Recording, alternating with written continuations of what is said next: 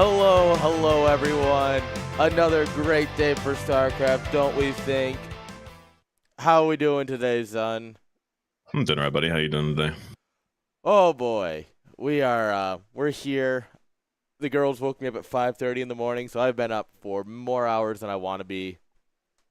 And yeah, I am ready for some StarCraft. That's for sure. Yeah, same man. Who we got today then? We got Zero, we got Razvi, we've got Napoleon, and we have oh my god, who's our fourth? Kame Zerg. That's who it is. Oh, Zerg, yeah. He's running a couple minutes late, but he's not playing first anyways, so it's fine. That's why I was like, wait a minute, I'm missing someone. All right. It's going to be this is round of 16. It is going to be the same in terms of game format as the round of 24, so it's best of ones and the best of threes, just because it's very dynamic. I don't know if I was talking with you or Ozzy about it, but the best of ones and the best of threes, it's really a sweet spot format, in my opinion. Yeah, well, very similar to how they do the ASL format in that round of 16 group stage. And the group stages I really do like that. I mean, the best of 24 in ASL is just all best of ones, but I like this format where it's like a few best of ones, and then you get like the best of threes to really hammer things out. Yeah, there's chances for small upsets in the best of ones, but with the best of threes, usually speaking, things hammer themselves out. Unless the group just doesn't go the way you predict at all. Yeah. You got any predictions for today? Any players you got your eyes on? I mean, Zero is a really strong contender, as always. Yeah, he is. ZVZ is so volatile, right? And, Very. obviously, he's going against Razvi first, so he's a Terran. But then we have other Zergs. We got Kame Zerg, and I think Napoleon. Is Napoleon also Zerg? Or is he a Terran as well? He's a race picker, isn't he? Oh, you're right. He is. He doesn't like ZVZ. Yeah, he doesn't like ZVZ. All right, so Zero gets out of his one potential ZVZ at least. I would say so. I think he's, yes, definitely. I don't know a lot about him, but I know that. I know he's very averse to ZVZ, so that might give Zero a big edge. Which sucks because ZVZ is my favorite, but, I digress. Yeah. Oh, man. So I guess 2 Zergs, 2 Terrans, theoretically. I mean, Kame Zerg might pick Zerg if he gets Razvi, Winners or losers. Yeah. There's good potential either way. Yeah, we had a little interview with Razvi last time we cast together, right? He's a pretty interesting guy. One of these Polish players like Zero, coming out of the woodwork. He's been in the scene for many years, but he seems like a very capable, solid Terran and has a more passive playstyle. Yeah, it's he's really got his own, like, as you're saying, like, he's got his own play style, right? Yeah. And I love players like that. I love players who are like, this is what I do. It doesn't always work, but it's what I do, Yeah. And StarCraft would be kind of boring if, like, everyone played the exact same way. It's nice that everyone's got their own, like, artistic flair with how they approach the game. Yeah. And Brood War is a great game for that. There's a lot of games where you got to do it on meta or you're never going to be good at it. And then there's people like this who show up and are like, no, I can be very good at something, and it doesn't have to be the meta, and I can still make it pretty far. Yeah, I mean, maybe at like the ASL level, you've got to kind of limit your range of play a little bit just to, not be just out-optimized by the other guy. But how often does Shine make it in, Let's talk about that. This is why the level of StarCraft is sometimes the most enjoyable because, players aren't super optimized. So you can kind of get away with your own style more, and I like that a lot. Yes. And I just love StarCraft, man. And anytime someone's doing something fun and interesting, it's a good day in my book. Yeah. This is I don't think Razvi's a mech player, but this would be a really good map for mech, by the way, against Zero on Eclipse. Yes, it is Eclipse. Eclipse is our opening map today. So the big thing I had with the round 24 is that everyone vetoed the same maps, so I tried to switch some things around, and I'm kind of curious how this is going to go. Starting with Eclipse, who knows? Yeah. To it. That camera is a little off. Give me 10 seconds here. No worries. We got spawning in the top right. It's the blue Zerg from Poland, Zero. And in the bottom left, the teal Terran, also from Poland, Razvi. I appreciate that. We probably could have set this to TR24. It's just 2 Polish guys and an American. They're like, oh, we'll go with 16. We always settle for 16. That's Wait, our are you West, Central, or East? I forget. Central, but I have incredibly good fiber. Like my ping EU is usually like 100 at most. I mean, you might be able to do 24, but I don't know. Maybe with the 3-way split, still would be suboptimal. Well, we're gonna find out because Zero already has thoughts. He's always thinking there's some maybe jitters there. I mean, isn't that just Polish players in general? It feels like. All right, so look at this from Rasui. He's already doing a proxy 8 racks, which isn't his usual style. Zero might not be anticipating this at all. I feel like after Philly, everyone's kind of watched Gypsy play, and Gypsy is the king of the 8 racks, right? And but never mind, Zero's got an early pull. I mean, that's a crazy read from him to make an early pull like this. Yeah, this is on a 2-player map. I like it a lot. It's a gas trick. It's not a 9-pull speed. Oh, well, you know, fine. You gas tricked.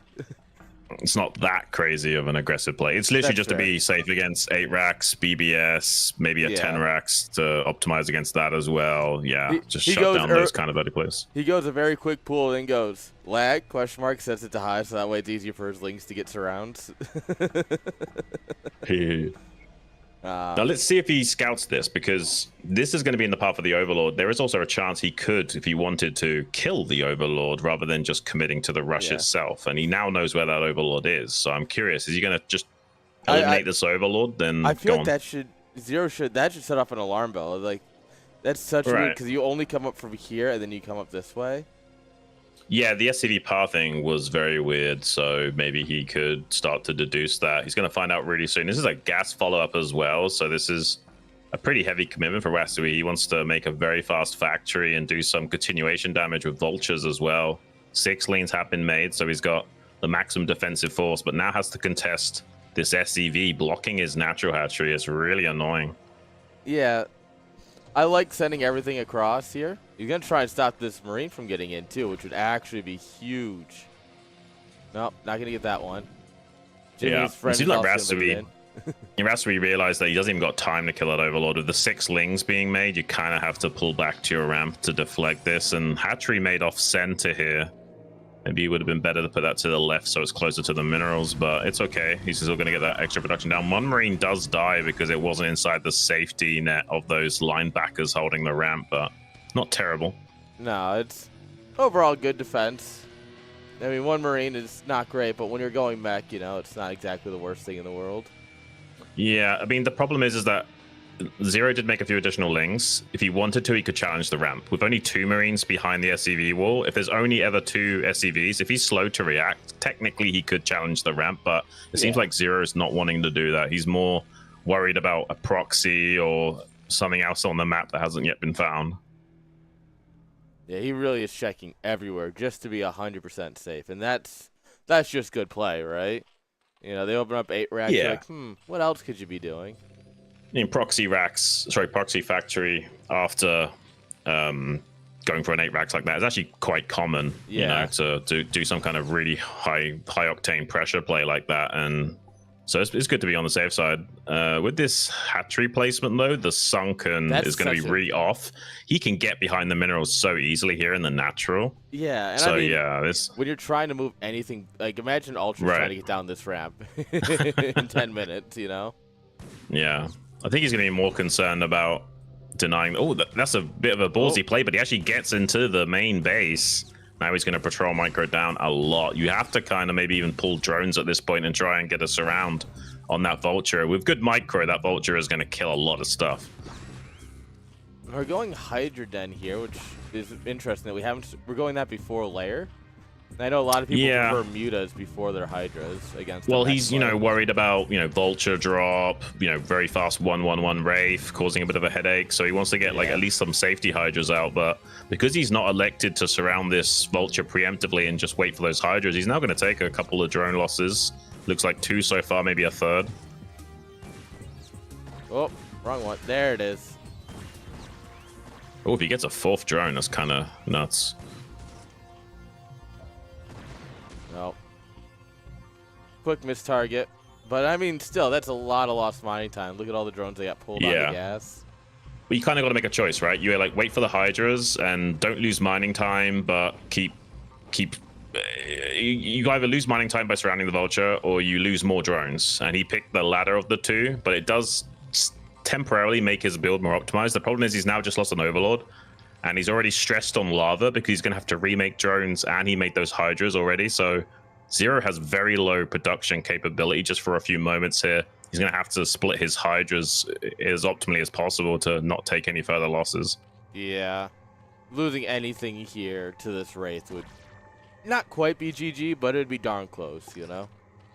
It would start to put you to something of an untenable game state, yeah. So far, though, things are okay for Zero. He will stabilize. He's certainly in this game. Terran's expansion will be a long way coming, but it's actually a bit of a crazy Terran style of play here. Very fast science facility, so we're going to see really early vessels in this game. Yeah, I mean, he's already got vessel tech ready. It's a little expensive to do before you put down your second base, which is just crazy to think about. He's got all of this before his naturals even started. Yeah, I'm actually not sure I like that, by the way. I think it's okay to go for a fast science facility, but not at the cost of your natural time. I'm not even sure if he could afford to make the vessel yet. I think if he does, he's just now starting it. Yeah, hasn't even started yet. He won't even have a radiate when he makes it, so. Right. I think there's a bit of an optimization error from him in this game. So we're getting siege mode, presumably, right now. Quite possibly. If he's anticipating a Hydra flood of those 3 hatcheries, you'd kind of need tanks and siege mode to just not die. Yeah. Oh, yep, and there it is. And I mean, yeah, a couple of tanks up here on the high ground. The thing is, he doesn't really have a whole lot of buffer. He is reading the game very well, I guess is what I would say with that, right? He understands Zero's position very well, and yeah, it's getting a little choppy here for the players for sure. Seems like a Hydra died to the Vulture and Wraith just a moment ago. Just to the left there, a Hydra had died. That's really choppy. Yeah, you and your 24 turn rate is very wishful thinking, I would say. Yeah. It's funny because like I can play turn rate 20 against Sweden with my girlfriend usually. Depending on the day, we can get away with 24. Yeah. 24 high. But with only 2 players, though, you have to remember with 3-way splitting, it's the routing issues of that, or routing, as they say in America, is a little bit suboptimal. Both players are like, what the? We're playing in slow motion right now. Both players have enabled their bullet time ability. This unironically feels like StarCraft 64. Like, this is kind of how it runs at half the speed, mind you, but this is the general feel of it, where it's just like frame, frame, frame. I mean, can you imagine if you did play the N64 version, but with normal game speed relative to how we play on PC? Like, it'd just be so unmanageable. Oh, it is, yeah. They play at the fastest speed available on the game, and it's still like half of this. Yeah, understandably, man. I can't even imagine playing an RTS with a controller. It just sounds like torture to me. It's actually it's not easy, and it's not good, and it's not good for Zerg, that's for sure. But it is fun. Maybe for Protoss. Well, there's a master build menu, right, where you hit 2 keys and you can do you can choose to build anything, your ground units, your air units type stuff. And with that, it's great if you're Protoss or Terran. If you're Zerg, it selects 1 larva at a time. So I tried 4-pulling with that, and it was that no just blame. sounds terrible. I understand why, so you can make like individual units like overlords rather than having to make 3 overlords, but still, that just really hinders your macro capability. Like Zerg just seems so underpowered in that regard. Yeah, it was rough. Well, Rasui still using this Wraith as a very good scout here, and being a little bit annoying with that Vulture earlier, has slowed down this 3rd base timing. He sees that it's going to be a potential fast hive transition from Zero. But how does he want to approach this? Because he's kind of gone biomech at the moment. This is a very interesting style. don't usually see this. Like when you're going crazy, Terran, you're usually not doing that with siege tanks necessarily. You're just doing it to get the fast tech, to get the vessels out super early. So yeah, this cross-teching of Rasui is a little bit unorthodox, but on this map, I can understand it more. Like siege tanks are just so much better on Eclipse than a lot of maps. Yeah, Eclipse is very easy to get some choke points covered by tanks, and then just Hydras won't be able to do anything here. Even for how little Terran has, like, yeah.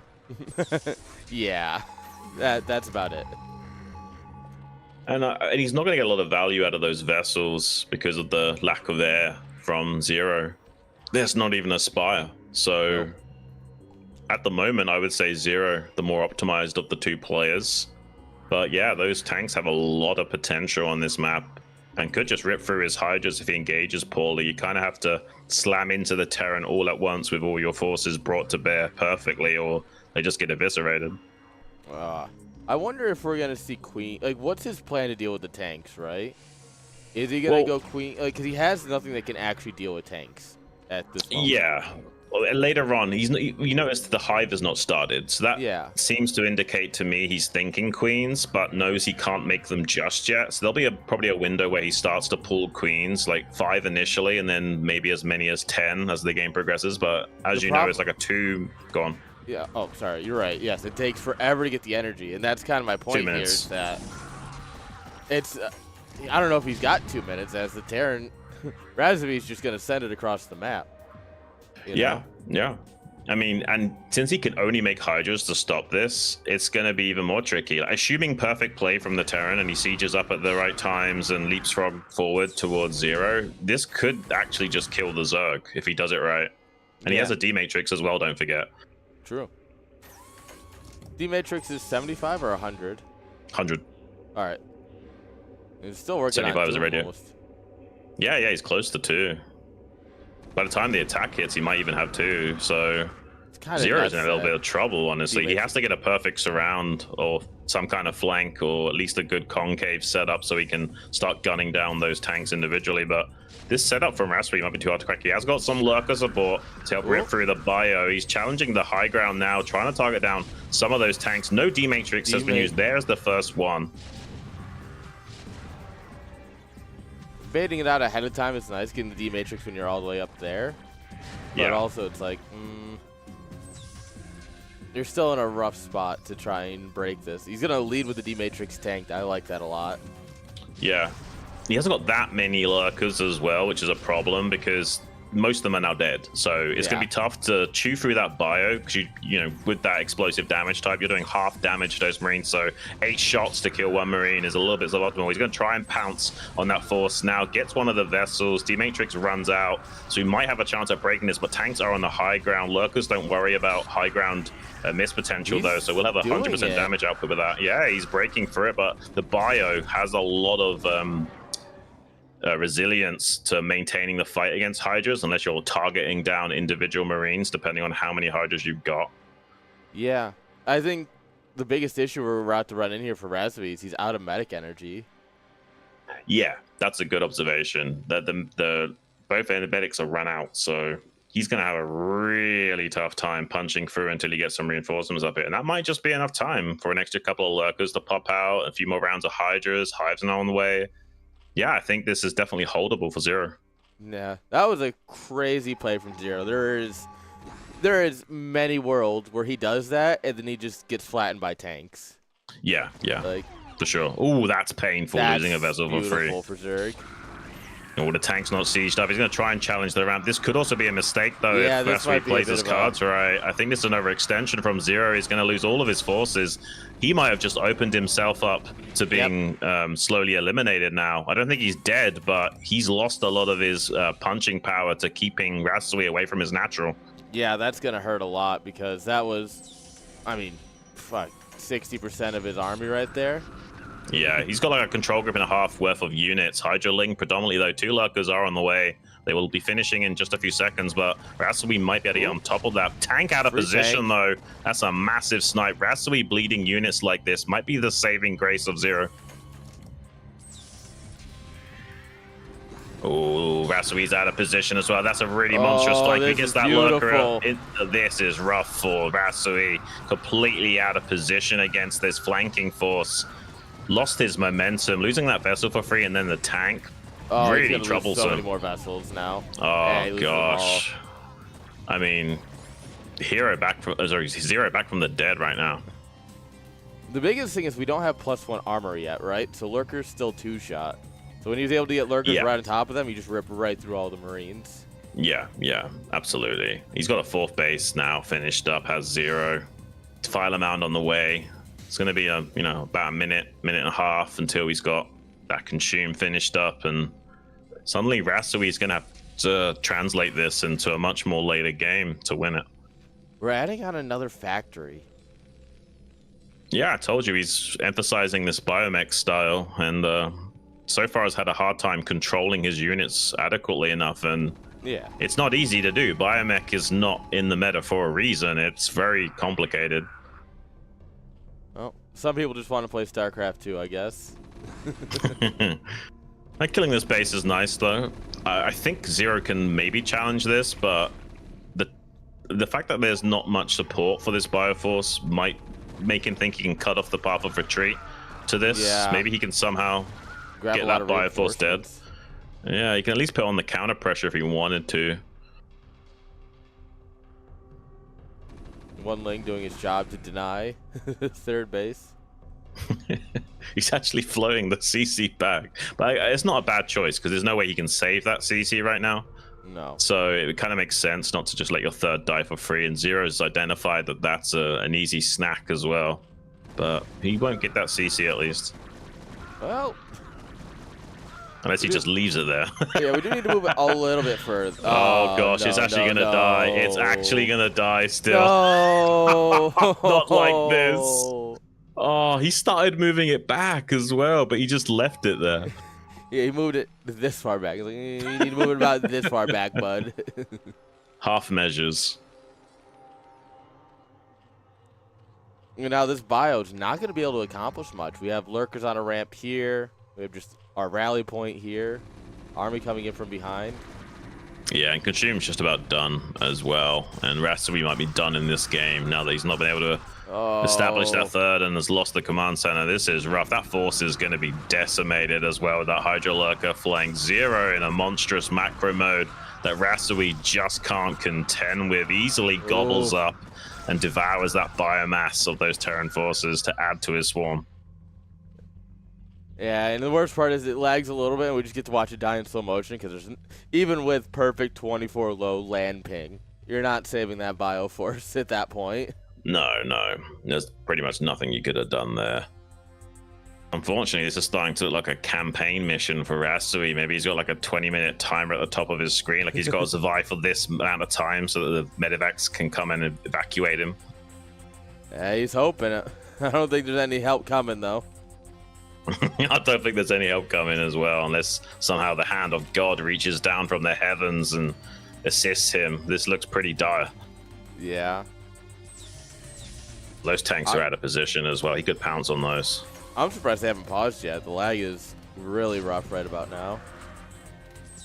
Yeah, the bio is finally coming up to meet this, so he might save some of these tanks. Maybe 1 or 2 will die pretty quickly. There's not that many lurkers here with a good D-Matrix. I mean, there's a way that he wins this fight now, and suddenly Zero not able to capitalize on his current lead, but Rasui's still in trouble. Zero's going to be double expanding now, rapidly growing his own empire, but Rasui, I hope he remade a command center to float to that 3rd, because if he hasn't, okay, there it is. Yeah, it's almost done. Well, about 2/3. But this is starting to look more like, as I would refer to as the Game of Throws. A little bit. Yeah, I felt like Rasui could have done better in this game and loses another vessel to the target firing of those Hydras. He just isn't stimming early. Like, he took half that fight without stimming. Well, he's a much more reserved Terran player, generally speaking, so he's not the most proactive of Terrans in those regards. The medic's drained of energy again, so there's a lot of less sustain available to that Bioforce if he does get into another head-on collision. I mean, Zero supply is good, but Well, there's it's going to surprisingly come little down. army. It's going to come down to task switching because Rasui, if he was clever, could like put on pressure to the space in the bottom right and maybe snipe the Nidus Canal before anything can get through it. There's a few options available to Rasui, but he's got to be a little bit more aggressive than this. He can't just allow Zero to get away with like double expanding for free like this. Yeah, it's one of those points where dropships would make sense, but he hasn't kept enough vessels alive to justify going into dropships yet. Yeah, well, it's kind of funny because there's literally no Spire for Zero, I don't think, unless he's made one recently, which means it would be much harder to shut down that dropship play. So yeah, like 1 or 2 dropships going around the edge of the map might be able to get some value, but there is a beautiful spread of overlords to spot for something like that. There really is. Zero's vision, like if we just click this off for a second, is kind of nuts. Yeah, it's pretty good. And he's also got a Defiler now waiting in that pocket base in the bottom right, just in case something did transpire. So Zero is pretty sewn up tightly, and he's consolidating his position with some Sunkens and defending this exposed expansion that is natural fourth with just his own infantry forces. So that'll also allow him to counterattack when Rasui wants to go for that fourth base himself, which he needs to do so soon. Yeah. Another CC floating up there.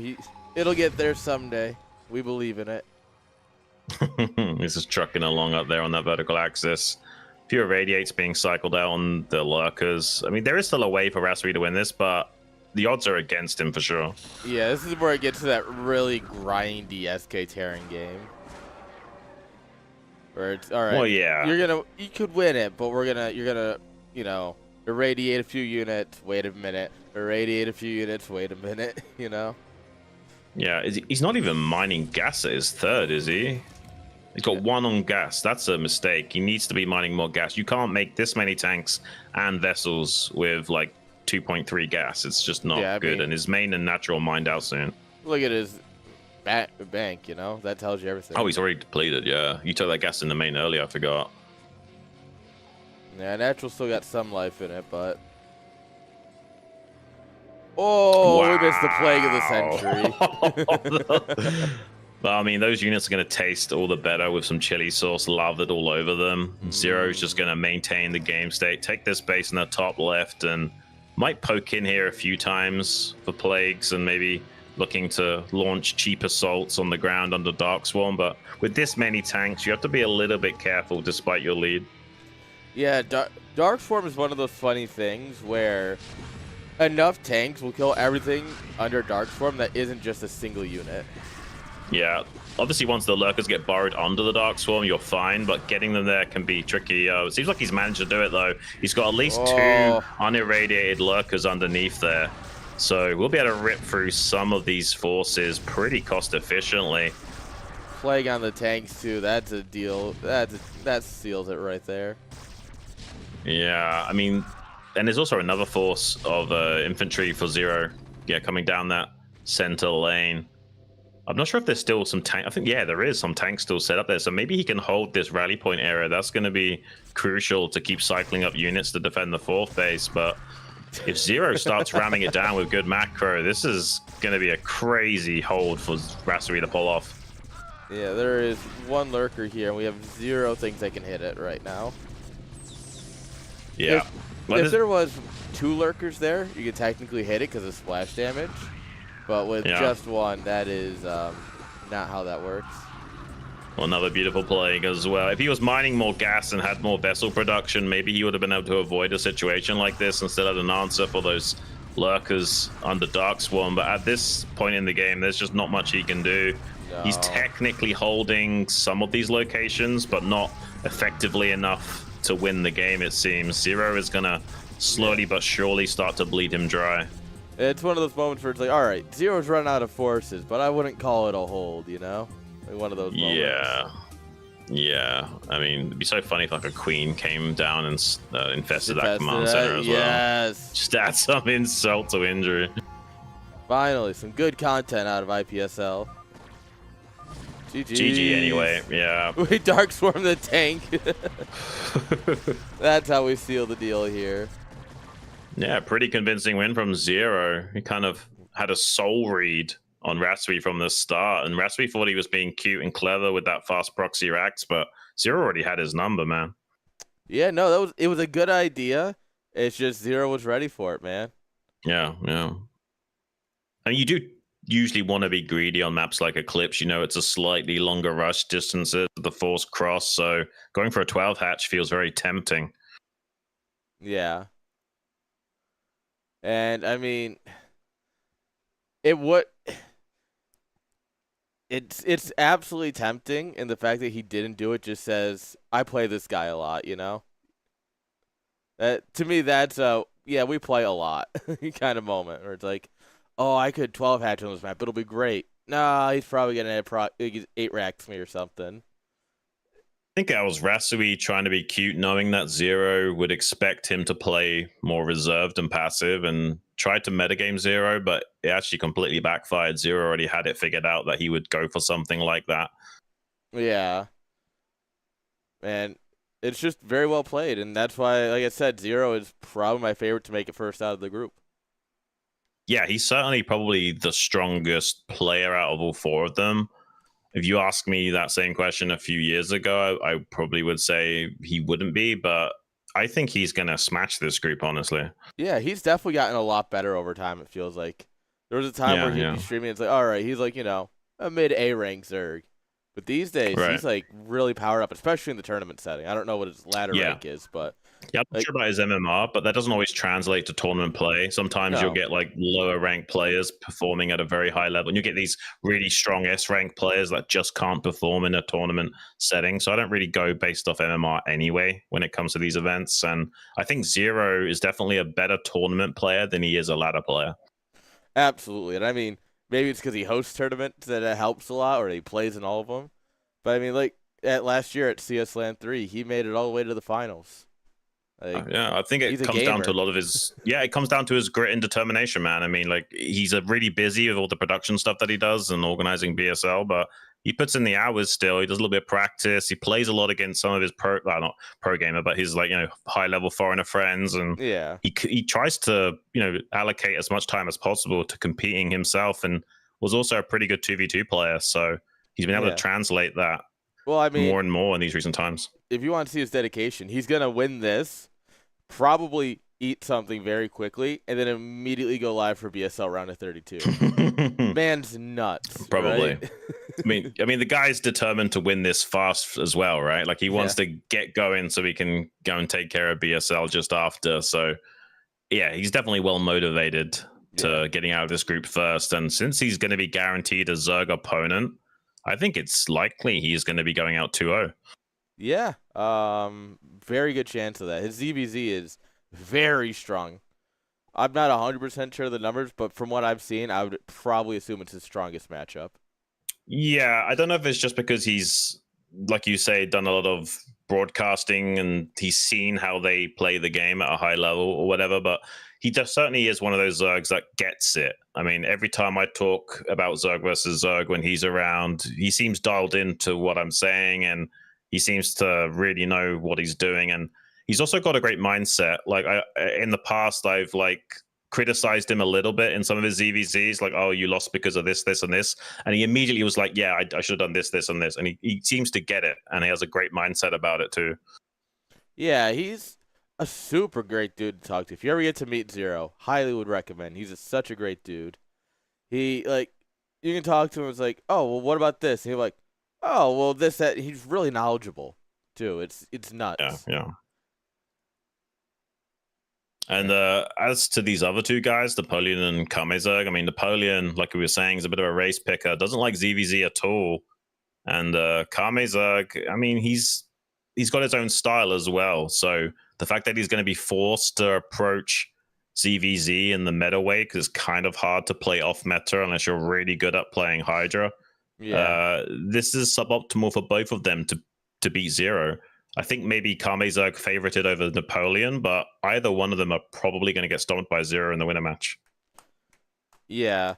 It's definitely, whoever makes out of this is just, oh, you made it over an anthill. Now you get to climb the mountain, you know? Well, let's find out. Napoleon, versus Kame Zerg on Eclipse. I love when it just spawns your camera in the middle of nowhere. Nice. Spawning in the bottom left. It's the purple Zerg. Kame Zerg. From Svenska, Sweden. And his opponent in top right. From Finland, I believe. It's Napoleon. Going off race. Svaria is Swedish. I may have had that bullied into my head a few times. No, Svenska is Swedish and Swedish. No, it's Svaria. You sure? I'll ask my girlfriend, but yes. I literally learned the phrase min svenska inte bra, meaning my Swedish isn't good. I used to have a Swedish girlfriend back in the day as well. I think You it's haven't got two monopoly different on that. Swedens. Yeah, Maybe. we might just have to ask. I think both of us are two English-speaking folks trying to explain how another language works. I'm sure this is going great for the audience. Look, the Brit and the American clearly know more about Swedish than anyone else. So, just a quick question. So, is he allowed to race pick, or is he playing Terran for all of his matches? He's allowed to race pick as long as he saves it for the series. Saves it for the series? Oh, so he's not allowed to change the race? Yes. Okay. The only exception is I do allow random, because I think random is a part of the game, and as much as I find it annoying even, it's a part of the game. So if you pick random, you have to stay random the whole time. Because usually it's like you pick your race for the tournament and that's it. You don't get to ever switch. Yeah, I'm a little fast and loose with race pickers because honestly, it's I don't know. I know enough people who do it that it doesn't. Maybe I'm not bothered by it anymore because I know too many people who do it. Right. I see why a lot of people don't like it, but as long as you know ahead of time that they're a race picker, I feel like you're not losing the advantage that a Star League format gives you of being able to practice. Well, it's certainly up to your discretion as the organizer of the event, and that does give Napoleon a lot more chance actually at dealing with Kame and Zero than I would have thought. Yeah. But also, you're playing Terran, so it is the easier option either way. Okay, so he gets the hatchery down in a pretty reasonable time thanks to the safe opening. He's kind of following in Zero's footsteps and not leaving anything up to chance. It's becoming more and more common now for players to be happy to play from behind and just be super safe against any kind of Rex pressure early. Yeah, I feel like it's just one of those meta shifts, right, where everyone 12 and 11 hatched for so long, and Terrans are like, to hell with it. We're going to start like 8-raxing and stuff. And that's the beauty of StarCraft, right? And the meta's definitely a wheel, so eventually Terrans will stop 8-raxing much, and then Zergs will go back to 12-hatching more, and so on and so forth. Yeah. And that's what makes StarCraft great, is that, in 5-6 years when we're talking about this again, it's like, wow, everyone's just 11 hatching. Remember when you used to not be able to? Yeah. There was a time where Flash did like nothing but 14 CC until players caught on and actually started metaing it a bit. Well, yeah, Flash would have won anyways. There was actually games he did. They'd counter his 14 CC blindly, and occasionally he'd still hold it, and you'd be like, "What am I even watching?" Okay, well, guys, I clearly need to uninstall because I can never do that. Yeah, crazy. Like only he could do it as well. Like no other player had like the crisis management and like the unit control to do it. Yeah, it's like even if you if you're getting bunker rushed when you're 12 hatching or ZVZ, right? You try and go like a 12 hatch versus a quick pool. I cannot defend those to save my life. And those are relatively easy holds, or pretty figured out holds at least, right? Yeah. And I'm just like, I can't. And seeing Flash like, 14 CC that loses to everything, I can hold that. It's just so interesting how much better everyone is at StarCraft. Like there was a time where players just didn't know certain optimizations and how to approach the game, but doing he's doing something super crazy. He's doing the +1 carapace build. Yeah, this is almost like a cheesy way to play ZVZ. You can sometimes go for like a fast melee upgrade or something and overwhelm them before Mutalisks are relevant. Yeah. He's going for a similar old school approach here in ZVT. He needs to block this scout getting in. Well, I mean, this If I remember correctly, he did this in the qualifiers against Xavier. Well, he's as I was saying just before the game, Kamezerg has a weird style. He does these kinds of builds. Like, this is actually not unusual for him.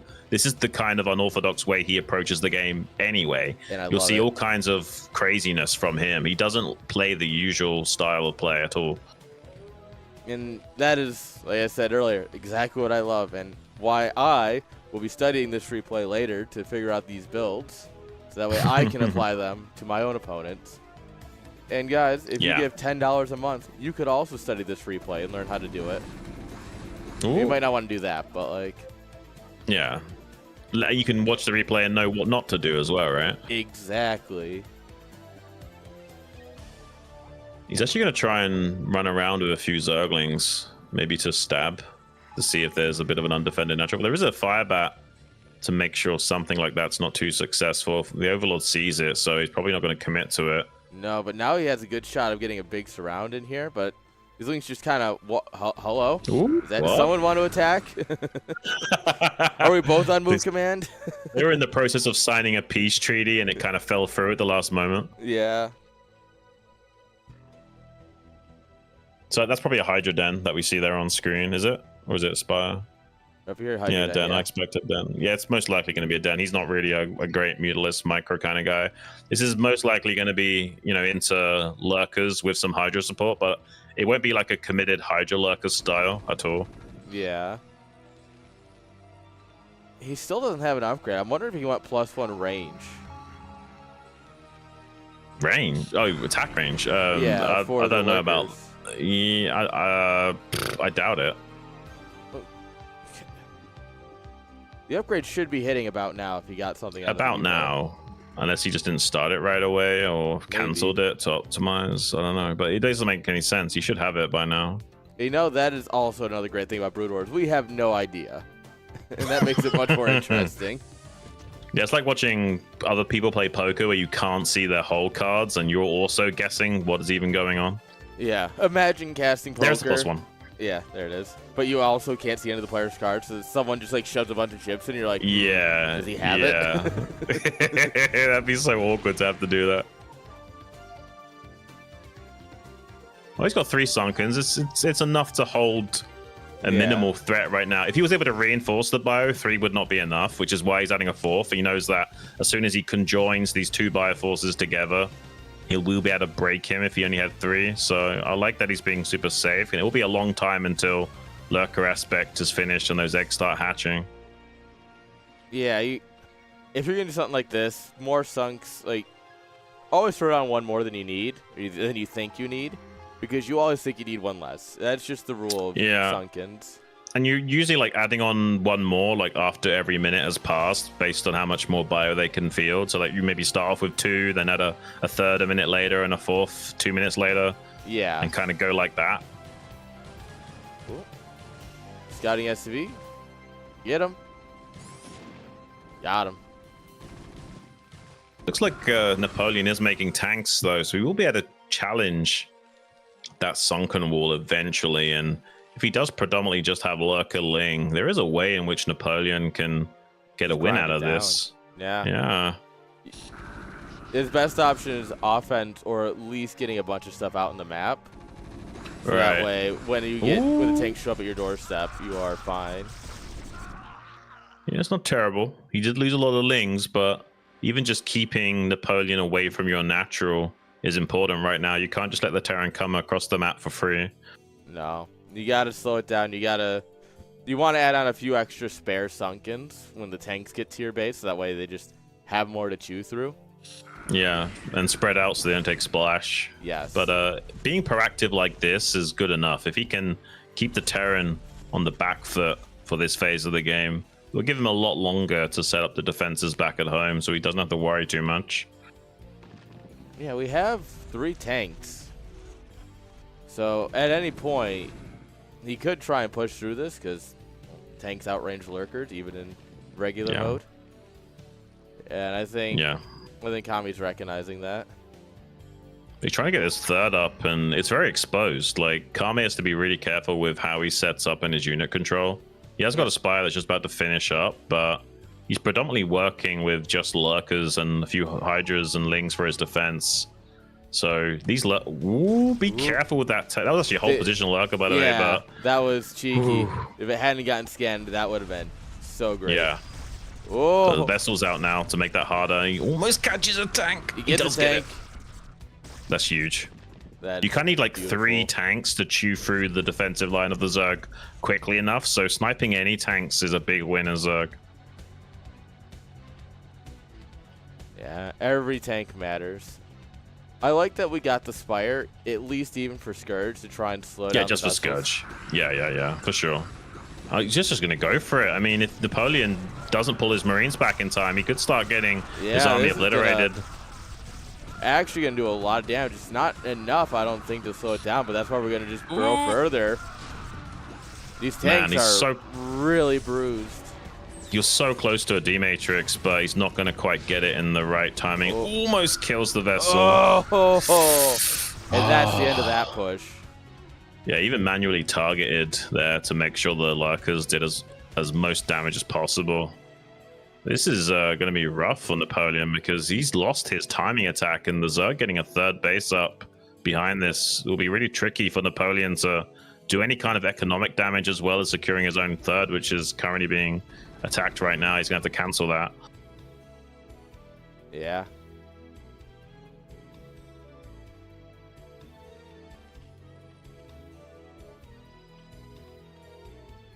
And Napoleon's the kind of guy that he loves macro hatcheries. We will not be too surprised if he gets in the situation where he's just got a lot of hatcheries all over the place. Look, he certainly need the larva. Sorry. Yeah. No, that's okay. He's the kind of guy that adds the macro hatcheries a little bit ahead of schedule. Not like really ahead of schedule, but he loves to focus more on macro than micro, generally speaking. Yeah.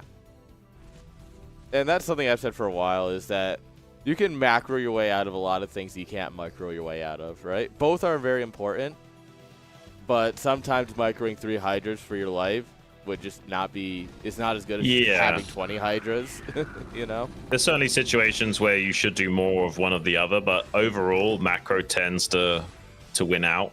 Yeah. Unless you're Snow. Yeah, unless you're Snow. Like that is the other thing about Brood War, is that you can just be, if you are the best at something, you know? Yeah. Ooh, loses the vessel as well, and he's already got the Dark Swarm, so it's going to really shove back most of Napoleon's efforts here. I feel like he has to mix up his game plan ever so slightly. I feel like this is not going his way so far. And if he gets this army core, he's struggling to get it up the ramp.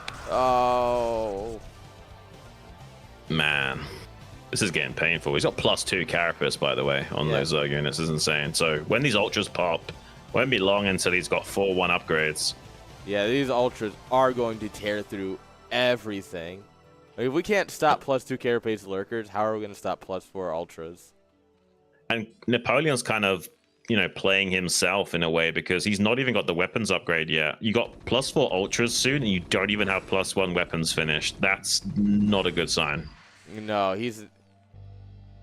I was hoping that maybe maybe there was like an armory. There is an armory, and it is getting +1. I'm seeing the future, because I was about to be like, oh man, imagine you had at least +1 on the tanks. I see the future. Well, +1 weapons will be finishing up shortly for the bio, but he's still behind the curve. There it is now. Yep. But I mean, still, he's behind the Zerg upgrades. You want to be ahead of them, and this style of Kame Zerg might just, essentially metagame Napoleon's choice here. And there's not really too much chance of Napoleon getting through these Dark Swarm clouds, at least cost efficiently. No, and here comes some more lurkers right into the Dark Swarm. We lose some Marines into the Sunkens. This is the attack's not going well. There is a world in which he forgets to make a Defiler or something, and maybe somehow the Terran punches through, but I'm not seeing that yet. It seems like the Zerg also has enough numbers to keep running it down and clearing up some of these tanks. So, D-Matrix is pretty good, but is it good enough? Cracklings are better. It seems so. Adrenal glands definitely winning out. Poor Ultra. He's got his +4 armor, but that doesn't stop him from smelling bad. Luckily, Zerg units regenerate health, I hear, so slowly but surely that Ultralisk will get healthier. If we let that Ultralisk sit for the next 8 minutes, it should be full health again. It takes a long time, granted. There's actually a big counterattack at the Terran's third. I don't think he has much there either. No. These Lings will clear the way for the Lurkers to get in. Oh man, if he gets up on the ramp with the Lurkers as well, most of his tanks are dead. He's going to have to lift the CC, and then if the SCVs run, they'll die to Lurkers, so no matter what happens, it's bad. Oh, they're going to all die. Almost fight. Nope. No survivors. Rough. I mean, the Irradiate tried to help out there, but wasn't good enough. Oh, he's not lifting. That's dead. I think he tried to lift, but he didn't realize the SCV was building, so he can't actually execute a lift-off command. Oh, shoot. Oh, Plague! Ooh. That's a juicy Plague, and now these 4-1 Ultras really will start ripping through. Oh man, this is terrible to be a Terran player today. Yeah, this is not a good group for Terran. It's a Zerg's world, baby, and it certainly is a Zerg group. And Terran's just living it, but not for long, because we should see a GG here pretty soon. What's so funny is that Napoleon's actually a Zerg player. He's just off racing because he doesn't like ZVZ. So technically all 4 of these players are Zerg. Well, no, Razavi is an actual Terran. Give some credit to the man. Okay, yeah. I forgot about him for a sec, you're right. Yeah. No, we have one real Terran. Oh! Plague so big we hit our own Ultra. The splash damage kills 3 Marines. Oof. Yeah, Plague and Irradiate is a bit of a spicy combination. Yeah. Damage potential, that is crazy. Okay, that's a very hopeful Defiler. Yeah. I'm like, I want it. I get what you're going for, and I want it, but you're not going to get it. Some Firebats, so if he makes another round of Firebats, there's a chance in which he can hold his own under Dark Swarms. But how does he punch through the Ultras? He needs predominantly tanks to do that, and he's been bleeding tanks all game long. 5-2 upgrades on these Ultras now. He needs like 12 tanks, and he's barely got like 5 or 6. Yeah, it's not even blinking anymore. He's just going straight bio and hoping for the best. Yeah, this is suboptimal. I mean, he's got 6 tanks, but you kind of need like pretty much double this to have much of a chance at what he's up against, or he'll just get overrun eventually. Yeah. I mean, this force could probably run here. There's no even Dark Swarm, but 2 Ultras will absolutely tank these tank hits for long enough for the Lynx to get on top. Gives you time to come in with this, too. Oh, gosh. Here we go. Yeah, the units at the top are actually going to be useful, but there's even a Dark Swarm cloud that's still hanging around for a few more lingering moments, so actually cleans it up okay. There's still some firepower left in those tanks he has available, so he actually will kill these Ultras. The problem is that the Zerg has such a strong economy that this isn't terrible for the Zerg either. Yeah, this is the point of the game where you just macro an army, send it across. Macro an army, send it across. And you're just going to wear Terran down. As long as you stop this third base, you're in a good spot to just throw away. Yeah, he's still not even mining from that. You're right. He has got a big wall of medics. That would help out a lot against these Ultras. And they are kind of bugging them out, as you can see. It's just he hasn't got enough firepower to abuse it completely. You got more medics than Marines. It's like the opposite of a sausage party, man. It's like going to a hen do or something, and you're like the only guy there. There's worse things in this world. Like playing Terran today. Lift the CC. Playing Terran today might be a worse thing for sure. Yeah, maybe. I mean, I guess there is technically like a 0.1% chance he can slowly navigate this into a win, but it looks pretty terrible and dire. Like I don't see too much hope for him here, and he doesn't either. He's going to tap out. GG is called, and Zerg will be advancing to face off against Zero. Ooh. All right, so we do get that ZVZ action, which means there's a good shot Zero has time to eat dinner before he starts BSL. Yeah. I would definitely put money on him if I had to bet on one of these 2 guys. Man. Ah. We have that was some good first matches. Great way to start off the day. Yeah, yeah. Good day to start StarCraft. All right. And this should be a pretty fun ZVZ. I'm really curious how Kame wants to play it. I mean, he does not like microing mutas that much, so I'm curious how he wants to deal with Zero here. Is it going to be some kind of cheeky play where he goes for a Zergling all in somehow, or what's it I going to hope be? so. I'm a big fan of Ling builds. Yeah. All right, guys, we're going to take a quick break here while we get set up for our winners match of Zero versus Kame. Don't go anywhere. We'll be right back.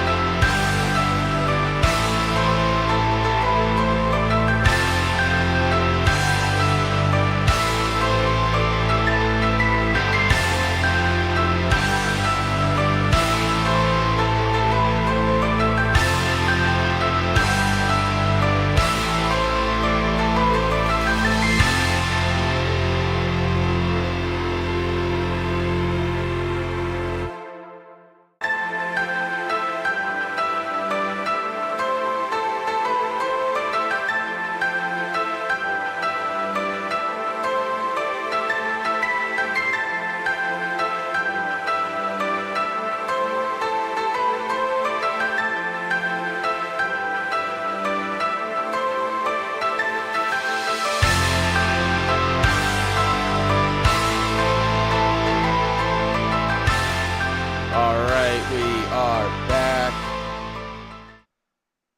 Ooh.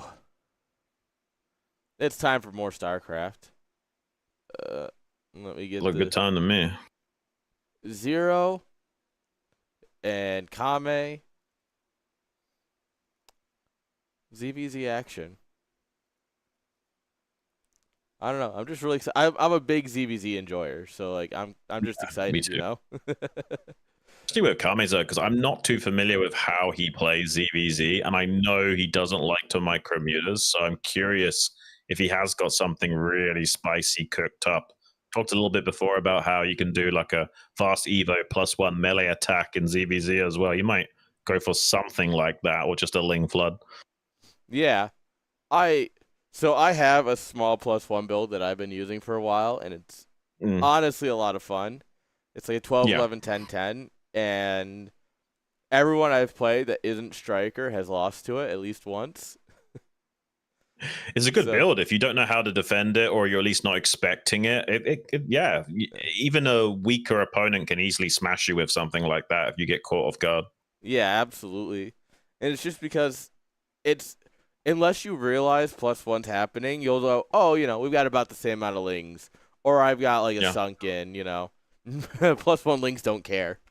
3 control groups of +1 Lings will just kill anything. ZVZ is so volatile already. Like, there's so many times. I mean, I have myself in the past, like, lost to ZVZ because I skipped making 1 pair of Lings or something ridiculous. Like, just literally like these razor thin margins. Yeah, it's ZVZ is a very demanding matchup, and sometimes you forget that and you build a drone instead of a Ling, and that's it. It's the end of your series. Both players are ready. Let's get it. Zero versus Kamezerg on Dominator.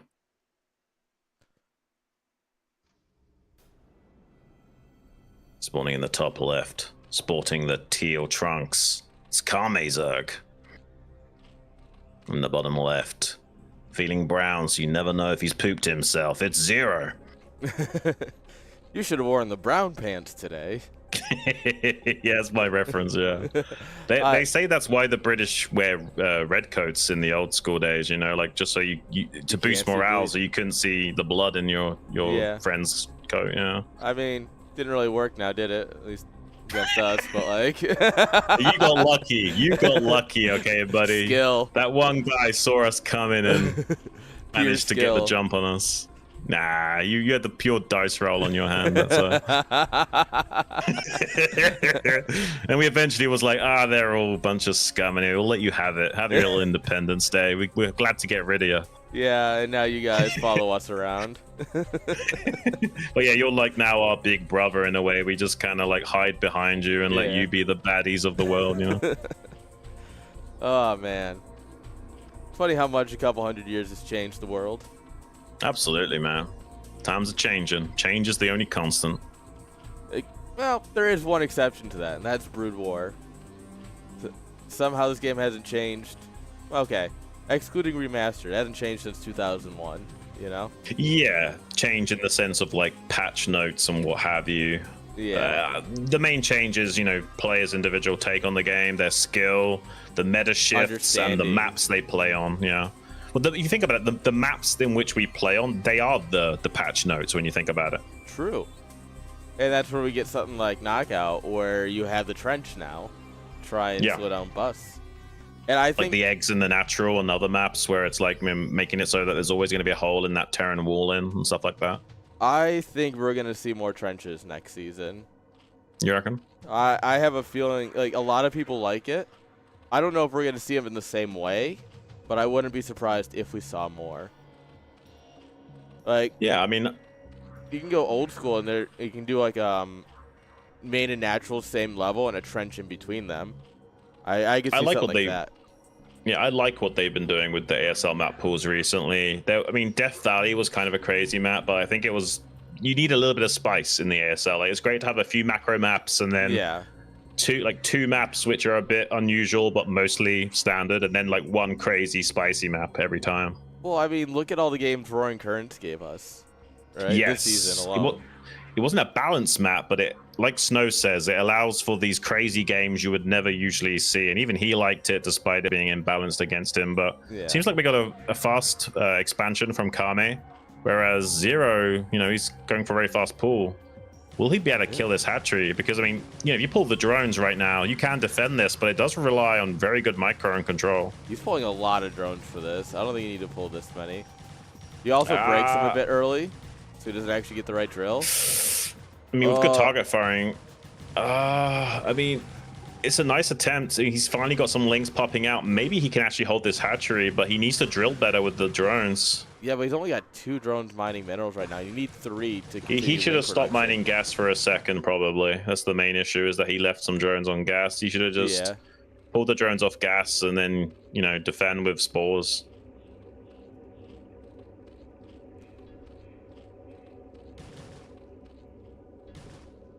Okay, I mean, so he definitely has got the hatchery still alive.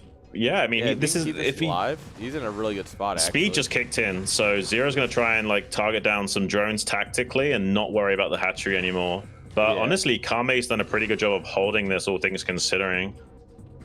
Oh, I'm gonna get in here, but I mean, 2 lings, they'll get 1 drone and get taken out. Nah, drone is pretty big deal in ZVZ. He's actually microing around the hatchery trying to get it down. It's so low, like 50, 30, 20, 15. Zone speed now kicks in. Oh, he's not defending the flank though. Zero's gonna come in and stop the hatchery. No! Oh, Jesus. You gotta send it across now and hope for the best.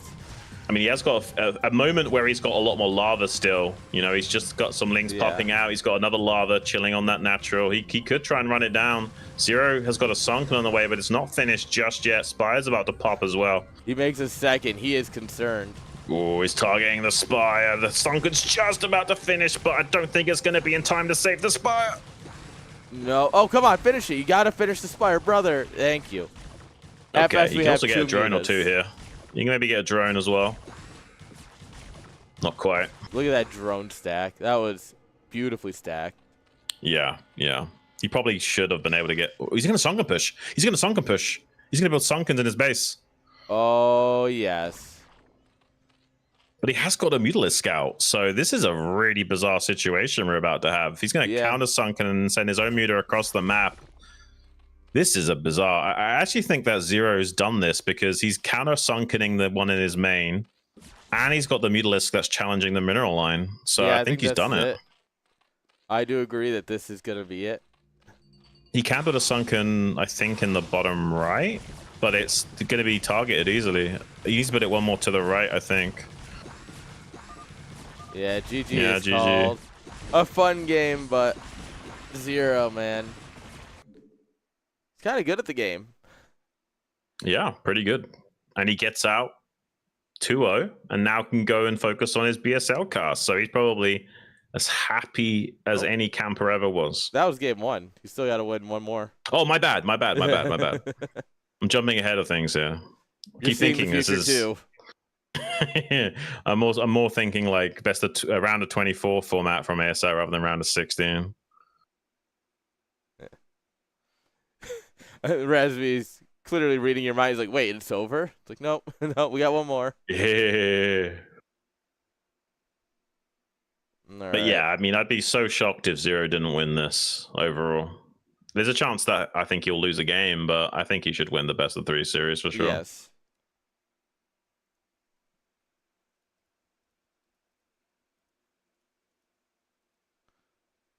All right, we're setting up here for Fighting Spirit as our game number 2. Wow, I'm glad these guys are happy they're not playing ZVT on this map. It's very Terran-sided. Yeah, every map's Terran. If a map is less than 60% Terran favored, it's a balanced map. You good, Tully? Nah, she's asleep. Stretching in her sleep. Silly puppies. Spawning in the top right. From Sweden, it's Kame Zerg as the blue Zerg. His opponent currently 1-0 up in the top left. From Poland, it's Zero. It's the white. Let's go, Svarie. Come on. I think he should do very well. no matter what map he's playing on against Kame Zerg. Yeah. The Polskas are But- going to win, possibly. There's a not 0% chance that 2 Polish people make it out. Right. By the way, while the players are just getting started, do you play any other games from StarCraft? Are you like a guy that dabbles in other games much, or? Oh, I play a lot of... I'm a gamer.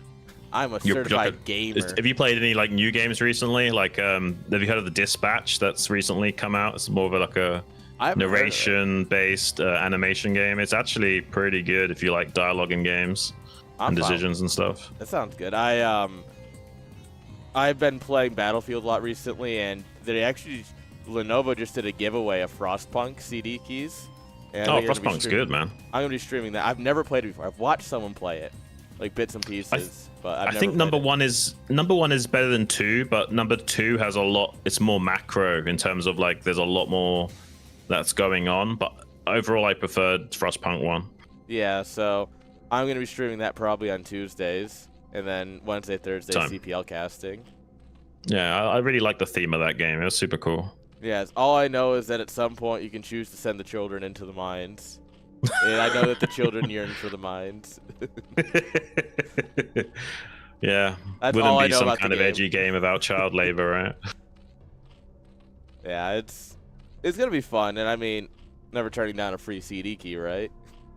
Yeah, both players are currently pretty mirrored, but I actually I like to make those games harder for myself by being unnecessarily ethical. You know, like I try and be the good guy, and like I won't send the kids to the mines. I'll try and make all the right decisions, and then sometimes it bites you in the ass later because you haven't got enough resources or something. Yeah, no, absolutely. That's me in Mass Effect, right? I'll be like, oh, I'm gonna do a nice Paragon playthrough, and then it's just like, oh, everything sucks. Yeah, suicidal empathy, I think they call it in the modern age. Yeah, well, that's a great term for it. Both players pretty mirrored, except Kame made his lings a little bit earlier. So Yes. Zero, pretty greedy and optimized, because as long as he just matches the lings that he sees with his overlord in the main base of Kamezerg now, he can kind of min-max a bit now and be super ahead economically. What's crazy here is that Kame sent all the lings down to the natural, right? The overlord just saw them running out. He didn't actually know that they weren't sent across, so skimping out on lings and not, like, because this was a 6-ling set, right? Yeah. More. Well, it's because he didn't get scouted by Kame, so he was pretty sure that Kame wouldn't just know where he is right at that second and send them across the map. But Kame's like should know where he is now after figuring out where the overlord came from and stuff. But we're gonna send a drone down here to mine, also help defend if needed. Yeah, so this ling advantage of Kamezerg's already kind of fizzled out because Zero's going to match that. He has got a speed advantage. Might be able to get that drone, but another pair of lings pop out for Zero and another. So his own speed finishing up kind of makes this not a really great spot for Kame because he's kind of slightly less optimized. It's smart, though, from Zero to pull that drone back to the main. I like that he's not being greedy and keeping it in the natural list. Yeah. And, I mean, this is just one of those defender's advantage moments, right? It's like, all right, if you're equal when you leave your base, you're not going to be equal when you get to his base. But it is fighting Spirit close spawn, so it's actually a lot shorter rush distance than it seems. It's like 18, 19 seconds or something crazy like that. It's a lot quicker than some of these other modern maps. Yeah, that is one thing that has changed in the meta recently, I feel like, in terms of maps, is that the maps have gotten a lot bigger. Yeah. The rush distances are just a lot longer. That's why ZVT on this map is so hard. They can just sunken bust you if you're not ready. Like, it's nothing. All the Terran timings are so good. You really got to get your sunkens up on time if you're going to play on this map. Yeah, and they got that easy to secure third base with the ramps. It's just, not a good time for Zerg unless you really know what you're doing. Yeah, that's why I cast the maps. I don't play on the maps. Every player is immediately about to DM me something angry for saying that. Are you kidding? And there's value to maps that players don't like, though. Like, obviously, we were talking about Roaring Currents and other maps, but I think Troy is the best example of this. Troy is a map that no player likes. I don't know a single person that has enjoyed playing on it. but I every don't game think. I've ever watched on it has been fun. Yeah, I don't think people like the Troy gates in general, but it does enable some really interesting game states. Yeah. So I don't like Troy as a map per se, but I do like the dynamic of those Troy gates overall. I think it does Yeah. really change how StarCraft's played. And it's like any ASL game that got played on it ended up being just a really weird, really fun banger game, you know? Even Death Valley had those Troy gates, you know? Like, it Exactly. creates some spicy situations. Or, oh, what was the other one that had the Umbrella Academy reference in the middle? I can't think. It had the Troy gates for the 4 corners spawn you can get through, and there's like 12, 3, 6, and 9 had those mini bases. Vaguely, but I can't think of what that map is. Oh, this is a little crazy from Zero. Yeah. Needs to be careful not to bleed. I mean, ooh, suddenly loses Mulisk, and he's got another pair of Scourge that could catch that other one. Yeah, Kame's trying to get a bit of tempo with this Scourge play. Could help him out a lot. If there's no mutas to help out in the air and suddenly he's trading off like this, I mean, there's a chance that even though he's not got the best micro, he might just outmuscle Zero in the sky. I think for anyone who missed kind of what happened there, essentially, Kame's Zergs, while the spires were really similarly timed, Kills 2 out of 3. 3 out of 4. That's not bad. And what happened is Scourge just builds so much quicker than mutas. He was able to build 2 Scourge, immediately fly them over, and pick off the first muta. Yeah. That's so beautiful.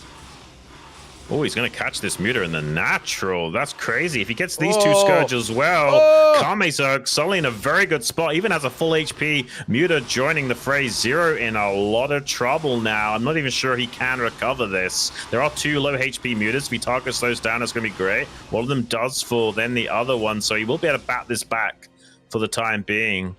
But I would say Kame's definitely has a momentum right now. The question is, will he be able to maintain perfect muta production and squeeze out every drop of gas needed to finally put some more nails into the coffin of Zero? He certainly can do it, but Zero is also really good that I will not be surprised if he turns it around still.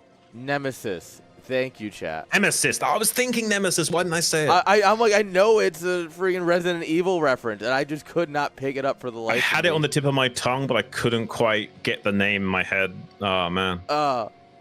One big difference here I'd like to point out, Zero's only got... Okay, he's finally added a 3rd on this gas. He had 2 on this for the longest time, which was giving Kame a nice little larva gas advantage.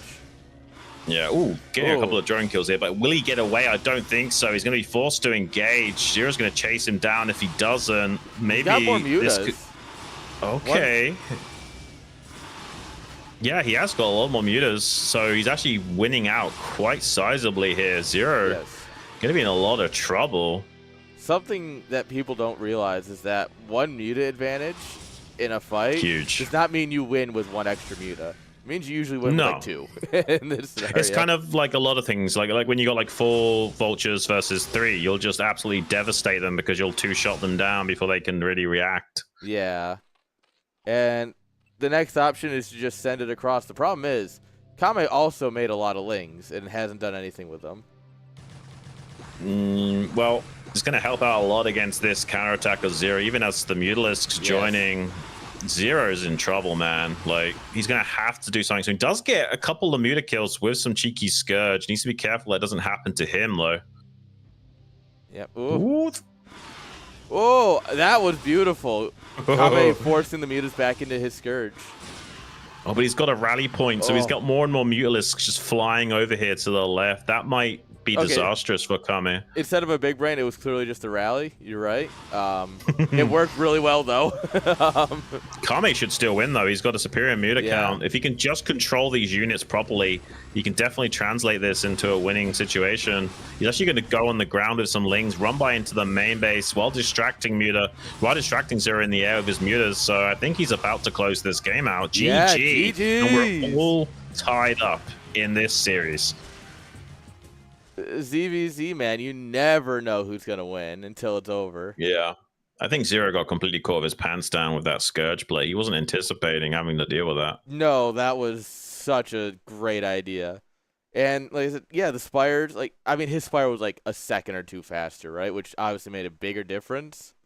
But even if they Mm. popped at about the same time, with how short that map is, it was just Yeah, it was yeah. a map play more than anything. I guess really the best way to put it.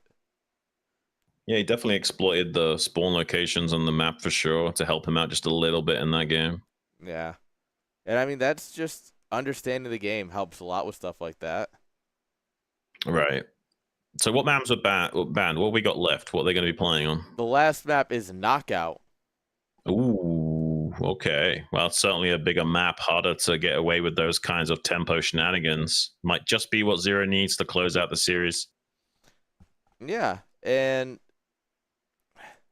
Knockout is a great map to end it on because there's no real tricks you like. It's not like a really tricky map, right? Yeah, well, ZVZ even less so than usual. But I guess Yes, the ramp is easier to hold, though. We should point out, like that's true. You had the minerals the, on the ramp. that's a lot easier to hold than some maps. So you might be able to get away with some greedy. I think maybe either 12 hatch or overpool might be a way to play this. Yeah, it's I think it's gonna be a very interesting game, and I think we can just find out real quick how it's gonna go. Let's get it. We're jumping right on into it. Spawning in the top left, tying up this series 1-0. It's Kame Zerg as the magenta Zerg. His opponent in the bottom left. Can he close out the series? It's 0 as the yellow Zerg.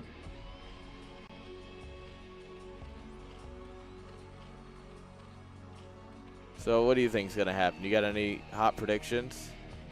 Well, both players are scouting in the wrong direction. So I think overall that favors 0. I'm going to bet money on 0.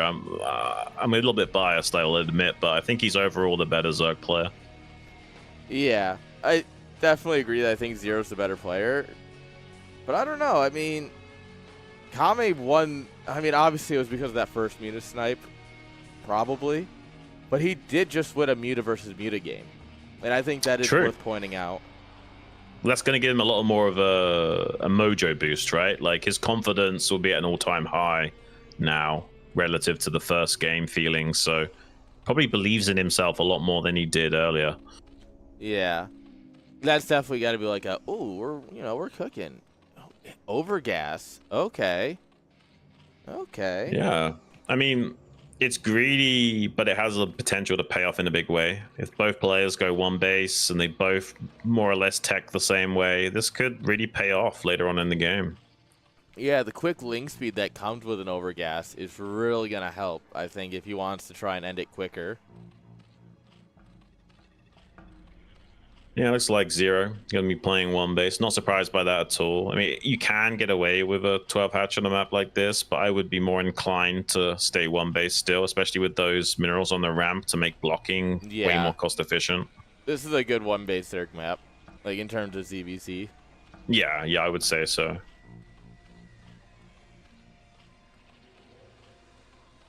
So let's see what Kami wants to do. If he wants to get that ling speed or be really greedy and try and pull it later, because you can just save that gas for later on and try and be super greedy. True. And eventually just make more mutas than them. And that's why I've never felt comfortable with this build, because I always feel like you have too much gas. And it's like, no, there's like, if you're just doing it right, you're fine. But, at my my pitiful little 1600, I'm like, I don't know what to do with this moment. All right, Let's see if he does make that ling speed or not. He's pulling it so far. He's banking, it looks like. Yeah. I don't hate that either. I think it's not a bad option. I mean, this is a very good defensive map, so it makes sense. You don't have to make ling speed here if you don't want to. No, you definitely. I'm curious if he's gonna hold up and defend, because obviously Zero's out in the map looking for him. So if he sits here and takes the time to wall up, he's gonna be really good. Yeah. I mean, Zero didn't scout him first or anything either, so yeah, he should definitely be pretty optimized in holding against anything Zero can throw his way. But he's not fully blocked in. Zero could maybe slip these lings in. Oh, yeah, he's gonna. Yeah, I feel like there's a bit of a mistake from Kami. He should have, at first blocked the minerals to make sure this couldn't have happened and then spread them a bit further later on. You can block, right here. Yeah, that would have been better, I think. I also think it's a big mistake not walling it with your sparelings at least while you chase the other ones. Oh well. It's not going to lead to too much. It just allows Zero to confirm exactly what's going on here. Yes. And he is going to have... Kame's going to have production advantage as well, because he's gotten away with making less lings. He's been able to squeeze out an extra drone and hatchery behind this. Yeah, this is really good for Kame. He's going to be on the defensive here. His Spire is like 5 to 10 seconds later. Yeah, I really don't like the Spire placement, though. Like, you need to put that behind the minerals on the left. Like over here?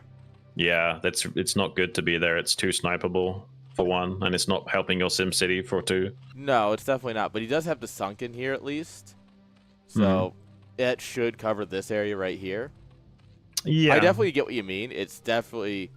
In a standard game, you would want it back here, so you can only get like little small amounts of surface area. But since he forced the sunken here, I don't really think you needed it. But since it's here anyways, putting it within radius, like even if you put it like here or something. Yeah, but you can put the Spire like 1 hex higher than you mapped, like behind the second mineral patch here, and it'll still be pretty much covered by the sunken as well. Yeah. I think as long as it's covered by the sunken, that's an important thing since you have the sunken already. Yeah. But we'll see. Look how much gas he's got banked up, man. He can almost make 6 mutas all at once. He could make 4 and a few Scourge. That's what it looks like he did. Be more tempo orientated. I think it's 4 muta, 1 Scourge, plus 1 muta now. So it's 5 muta, 1 Scourge total.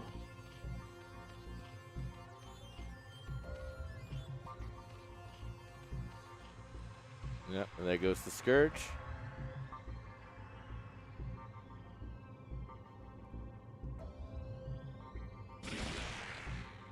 You lost an Overlord. I mean, that's not a bad pick for Zero. No, that's a good start to this. Oh. Ooh, misses the gas. Gets it. Oh, don't lose it. Okay. Oh. This is going to be an interesting fight because he's being aggressive, so Zero has defender's advantage. But right now, Kame can't make anything while waiting for the Overlord to finish. You just had a ling in. It's kind of wild, but yeah.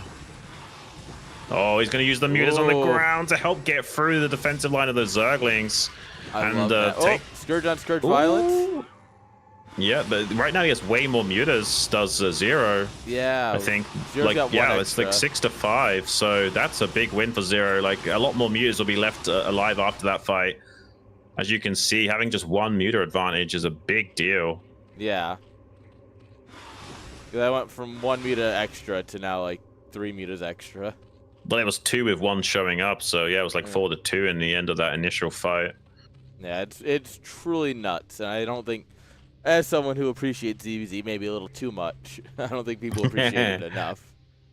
Yeah, there's definitely exponential value that can be ascertained from just having a teeny tiny bit of an advantage. All right, we're gonna okay, some links gonna be made. Yeah, it's not a terrible idea.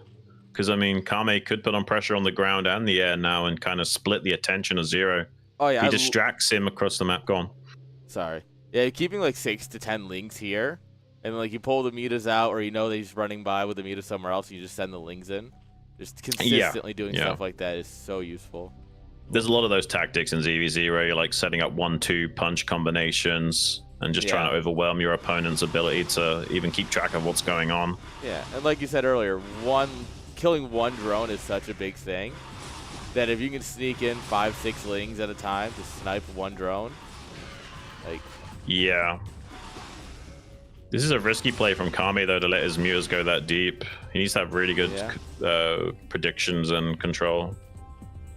Zero's like technically even on mutas, but he's got the defender's advantage still. So like an extra muta will join the fight once it takes place. You can see Zero's trying to just zone out the mutas with the Scourge and handle the lings. That's not quite working. Oh no. That's not a rally. That's a missed opportunity for Zero. It's great that he got the Overlord kill, but if he'd caught that muta as well, that might actually be GG. Because he didn't he didn't catch the muta. Kame's still in this, I think. Yeah, it should bring him up to a pretty similar muta count. Yeah. Yeah, it does. Oh no, technically are not clumped. Kame has a temporary tempo advantage, but defender's advantage for Zero will equalize very quickly. Ooh, that's Lots a of big way to Scourge. Scourge. Only catch one muta though, so not the best possible trade. No, that's probably the worst possible trade, I think, actually. No, yeah, you're right. I mean, he is splitting the focus of Zero a lot, but he's not. Oh, he actually still loses the muta to the Scourge despite having total opportunity. Oh no. Okay, he doesn't actually take a hit there. That's not bad, but he's only got 6 mutas here, I think, to like, yeah, that's even. Well, he actually gets the first shot.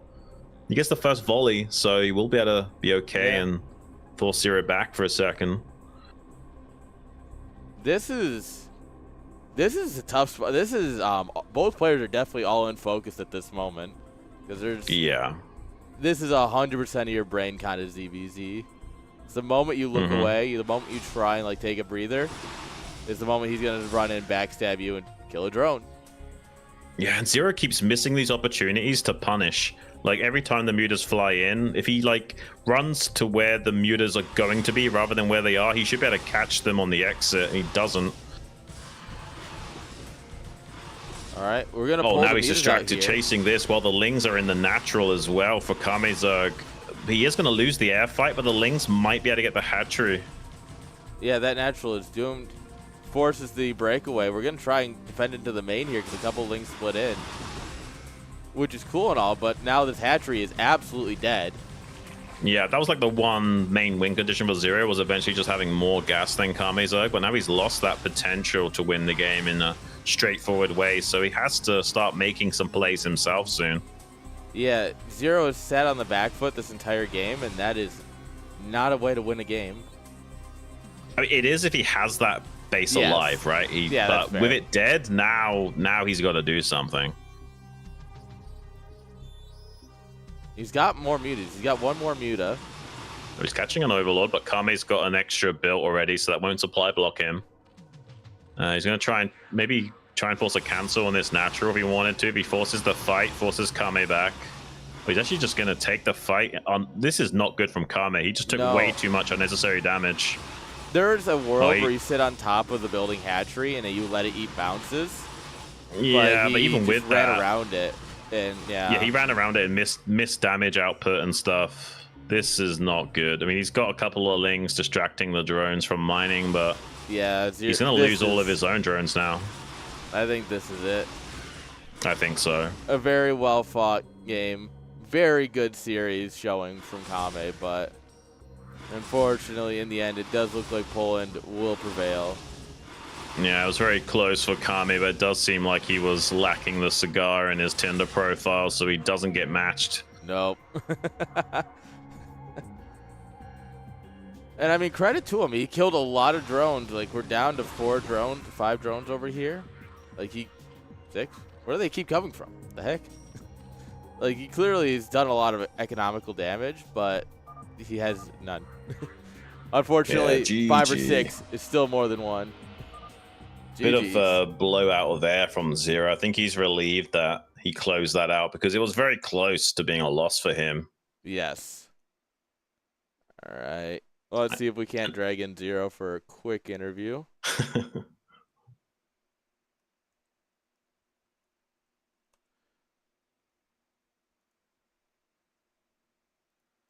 So, yeah, we'll just see if we can't get him. See what he's saying. All right, Zero's coming. Okay.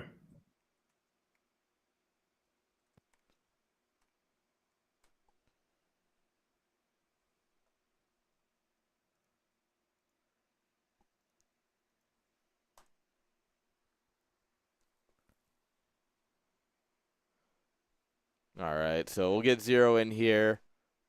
Have a good talk with him, honestly. I'm like, that was a great series. I'm just like, dang, you know. And here we go, the man of the hour, the man, the myth, the legend. How are we today, Zero? Oh. He just dips right away. All right, round 2. We had some issues last time trying to pull people up here. Can you hear us? Hello. Hello. Mr. Bombastic, how are you feeling? I didn't expect it. I have 1 hour and 20 minutes free time. I don't know. Last time I had it in Warsaw. So yeah, that's cool. And I this is my first winner interview in my history of my gaming. So I am very Round of happy. applause. Let's go. Nice. Congratulations, man. You deserve it. You've improved a lot as a player over the last year or two. Yeah, you're killing it. I almost over defended in the last game. I was like, I had Yes. such a big Yeah. advantage. I can't throw it. Just sit. And then like all this shit came together, and I was like, if I will lose this Muta battle, then it will suck a bit. Yeah, there was a good point where I'm like, oh no. It was close, man. You came very close to losing that game. By the skin of your teeth, you pulled through there. You must have felt a big sigh of relief after that. Yeah. Oh yeah. Like, especially That game was- 2. Like, game 1, it's like, all right, we're feeling good. Game 2, it's like, oh, he won with mutas. That's concerning. And game 3 was a nail biter there for a hot minute. Yeah, game 2, I watched the replay. I killed myself with over making the links. He was gathering money for mutas, and I was making links, and then I didn't attack with them, which was stupid. Yeah. Especially that he didn't have sunken, so that he punished me well for my noob play. Did the Scourge catch you off guard? Because he got a big tempo lead right off the bat with the Scourge coming in. How did you feel at that moment? Yeah, those Scourges were great, especially that I didn't make like initially like from 3 to 5 mutas to be able to snipe them. So my mutas popping out of the X one at the time were just killed, so I couldn't do anything. So that was great by him. Well, overall, good game for Kamev. His micro is very strong and multitasking overall.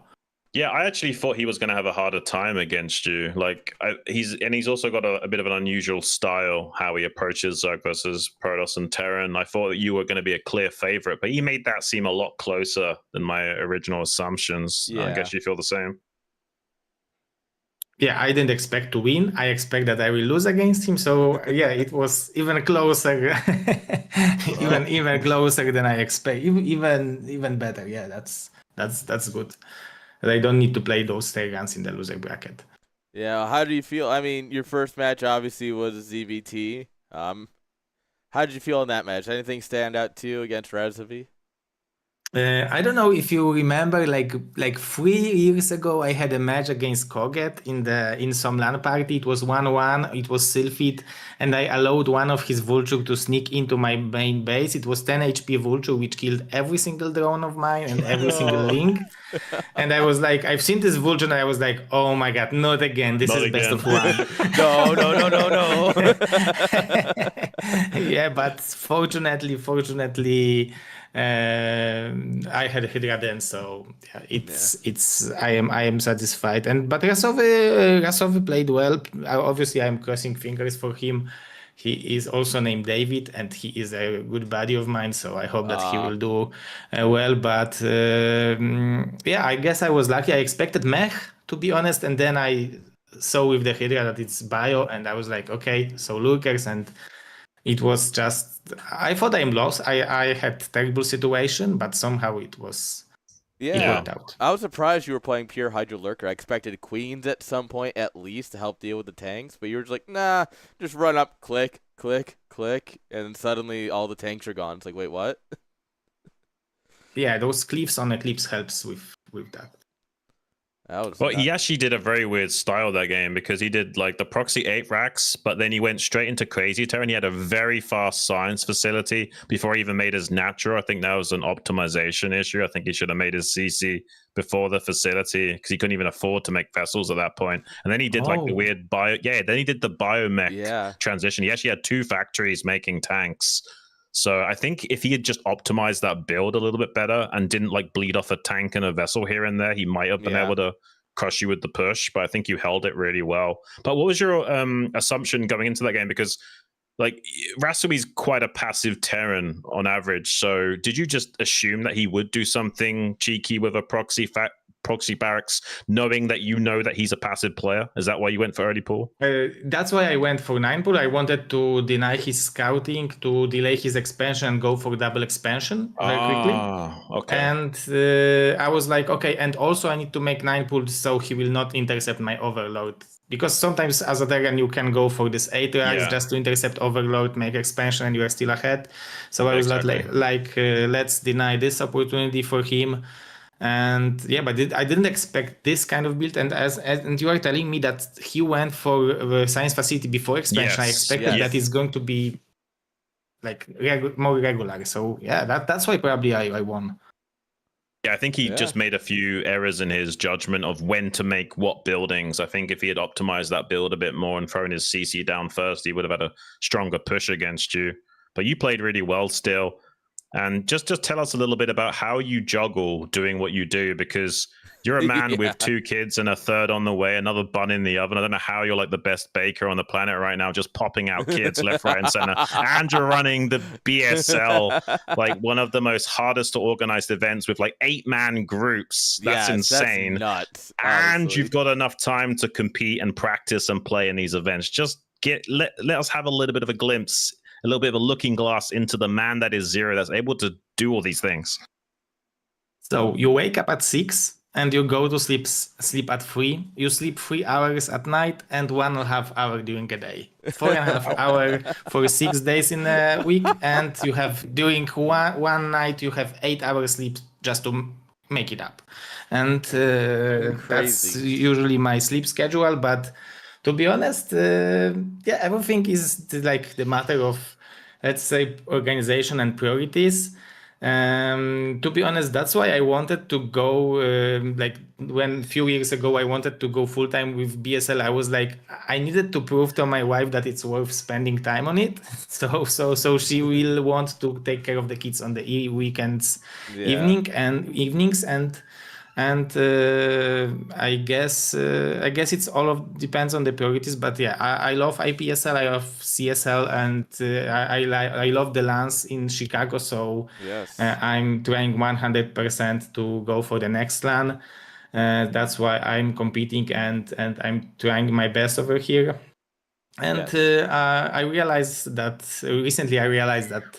I'm not playing enough. I was just organizing, but I didn't enjoy it as much as I probably should. So I signed up for a few events, and that's I feel it again. I really feel the hunger of playing more. I just need more time, maybe in a few years. It's absolutely insane that you're essentially a Superman with how little sleep you get, but for not only your sake, but for the sake of the entire StarCraft community, please convince your wife to see the value in BSL, just to make it a little bit easier on you, and so we can keep enjoying great StarCraft, because you're an absolute credit to the community as a whole. Like, what would we do without Zero? You're one of the pillars of this community. Same as you guys. Without you, I'm doing my part. You guys are doing your part. Everyone are doing what they can to keep the game alive. And let's just leave it like this. Like whatever, everyone are doing what they can, and fortunately it was enough. So we 8 years later, we are still playing the game.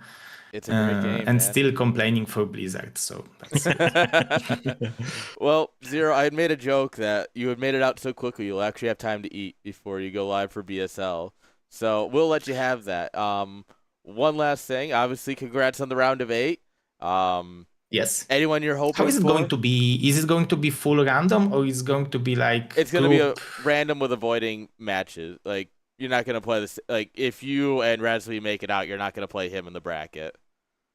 Like, okay, and it's going to be first place versus second place, or it's full random? I will have that detailed for you. I have it written down somewhere, and I was going back and forth with my staff about it, like which one would be better. And I got to double check which one ASL does, because I'm trying to copy that as much so it's easier for everyone to understand. Yeah. So I will definitely have that for you. Probably Monday. Trust me, I understand the busy schedule.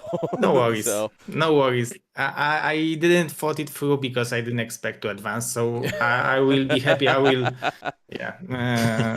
I will just happily read your message whenever you will be ready. Yes, and we'll make it as quick as we can for everyone. And is there anyone? So back to the question: is there anyone you hope to get or don't hope to get in the round of 8? Yeah. Let me just get to the Wikipedia. Yes. So we're looking at people like The IDSL Wall, winter. and Bonus, probably Julian, JD Conan, Artosis. God, Group B is really just a mess. You have Striker, Zeke, and then whoever makes it out here. Those are my predictions for the round of 8, roughly. Probably none of those guys who are there I have chances with, but if I have chances with someone, it would be probably a Zerk and some ZVZ coin flip, good pick of the opening. So maybe I don't know, Julian can make it, for example, and I had chance against him. Yes. Maybe Eon, I don't know, maybe Striker, but those are lower than 40% probably. Yeah. Well, good luck. Enjoy your time. I hope you get everything in you need before you go live for BSL, and good luck today. Yeah, good luck, guys. Keep up the great job, and thank you very much for the interview. It was a pleasure, and yeah, I will watch whenever I will have opportunity to. And tomorrow I will probably watch on my phone during the BSL because you have Bonnie, Dewalt, and Eon Zerk Yes. in the same group. So yeah, I will probably ops BSL and watch. We're in the same boat some because of I tend to have BSL on my phone down here off screen, so we're in the same boat then. All right, Yeah, thank so you very great job, much. guys, and thank you very much. Have a great Thank one. you so invite. much, Zero. Congratulations on your win. I'll see you tomorrow for GGs. BSL, buddy. Take it easy. GG's. GG's, bye-bye. All right, chat. After that incredible interview, we're going to take a quick break here so that way the ads can roll through. And then we'll get into the losers match, guys. We still have 2 more matches to go. Losers and deciders. Both best of 3s. Oh, yeah. Don't go anywhere, guys. We'll be right back.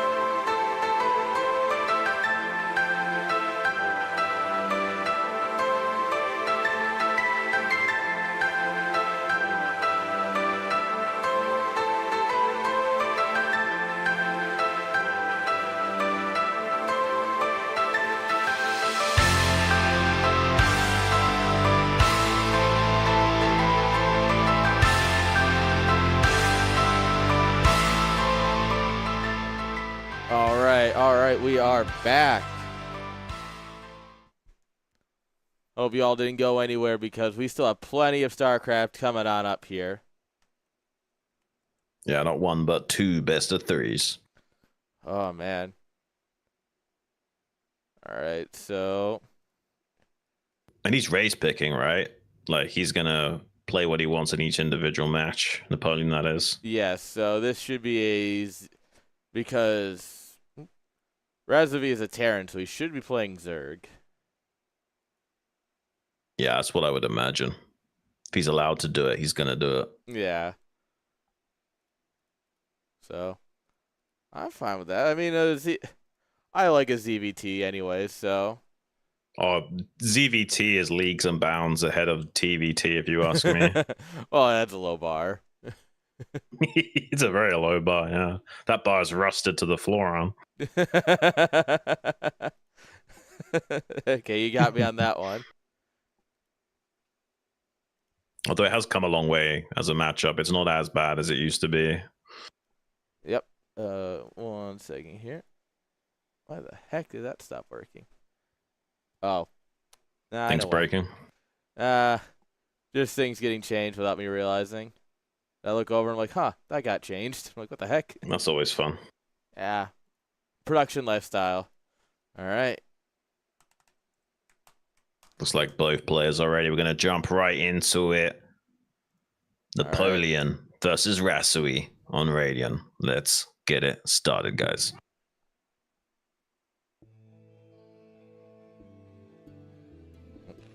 Spawning here in the bottom right is the Teal Terran. It's Rasui. And his opponent in the bottom left, the race picker, Napoleon, as the blue Zerg. There we go. I updated the scoreboard and it just didn't take it. I'm like, scoreboard, please? Please respond. Yeah. Well, it wouldn't be a fun event if there wasn't at least one production issue, you know? Right, yeah, that's one of the fun things about live production is all the little things that go wrong along the way. Yeah. I mean, I've done production for a decade and a little bit at this point. Yeah, God, it's been like 11 years. I can promise you it doesn't come anywhere close to what we had in our last BSL cast. But go ahead. Oh, I think that's a story I'll need to hear then afterwards. But I'll give it to you now real quick if you want, but you do yours first. I was going to say, yeah, it's just the one thing I've learned is that something will go wrong. And as long as you're just, you know, whatever goes wrong, we'll figure it out. It's the mentality to have. Yeah. That's the way it be. Yeah, Your okay, turn. yeah. So I'll quickly go over that story. So basically, we had 3 casters for the last BSL, Me Machine and this solo caster guy from YouTube, Brolympia. Ooh. Not that of an experienced caster, but that's not what was wrong. What was wrong was that Zero was competing at the same time. So we had to switch over to Brolympia streaming for the event, and literally 2 minutes into the match it crapped out, and the only thing that was working was the webcam for Zero. So you had people like zooming in on that 20 by 20 pixel of his screen trying to figure out what was going on. We even tried audio casting thinking they could still hear us, and then took us a little bit of time before we figured out in the stream delay no, they couldn't even hear us. No. And then we fixed it for the next game, and then we had a schizophrenic echo on both of our microphones. So he's trying to fix the audio issues while we're casting the game, and it was like a fever dream, man. It was crazy. Yeah, I've had a few events that have run like that where you're just like, huh, why does nothing work? Suddenly everything works too well. What the? No, stop. There's a balance here. That's what we're aiming for. Yeah. I kind of felt bad for the people having to endure that, man, because it must have been like a simulated schizophrenia episode for some of those guys. Well, I mean, the good news is that one bad game doesn't ruin a tournament, right? Right. So it was sad though, because Zero played like the game of his life that they didn't get to see. No. Like we got to see it on the FB VOD, but they didn't get to see it. He played so damn good as well. That sucks. That's why as much as I don't want people streaming in like for IPSL and stuff, like the monthlies though, when people like DeWalt and JD Conan are streaming, it's so useful Because like, oh, I don't have a game. Well, if they're Twitch, haha, guys, we've got something to do. Or like have them stream in a Discord channel, and it's just like, hop in.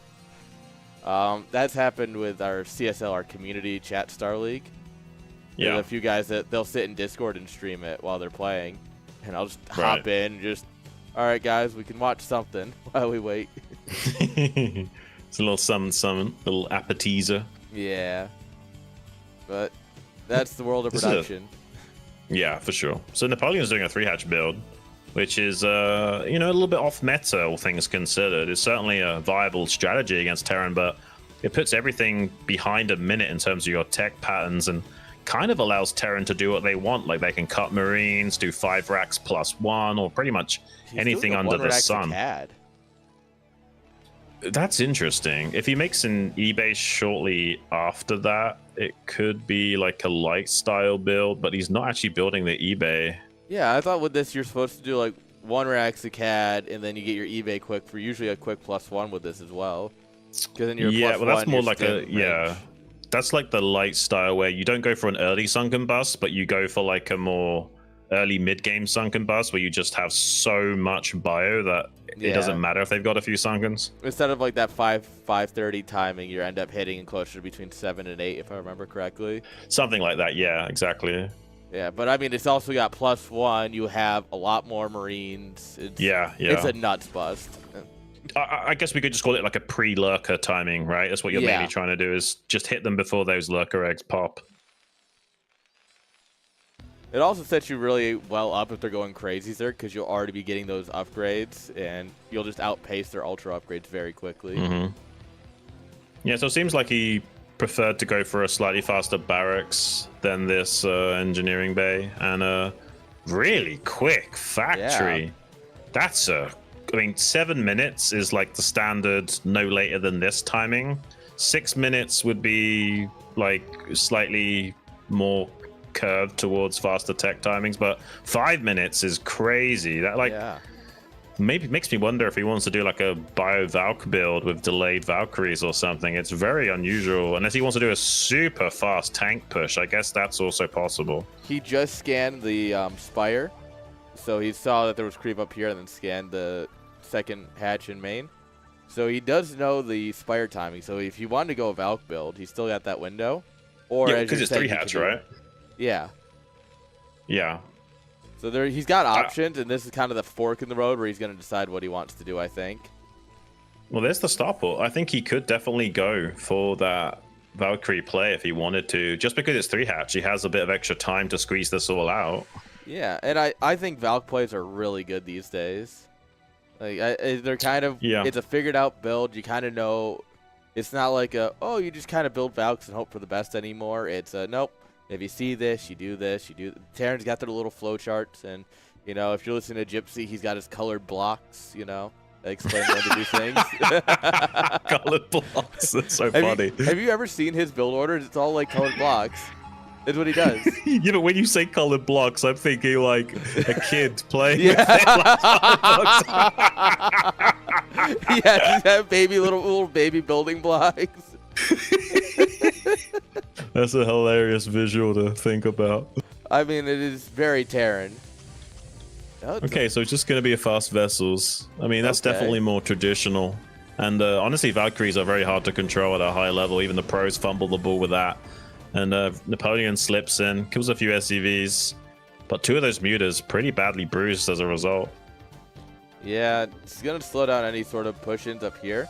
But one of the things you need to do with mutas, you got to go into the main like as quick as you can to try and get an idea what's going on. Well, there's like no turret in that back pocket, right? You could literally just dive into the main base and kill so many SCVs. Yeah.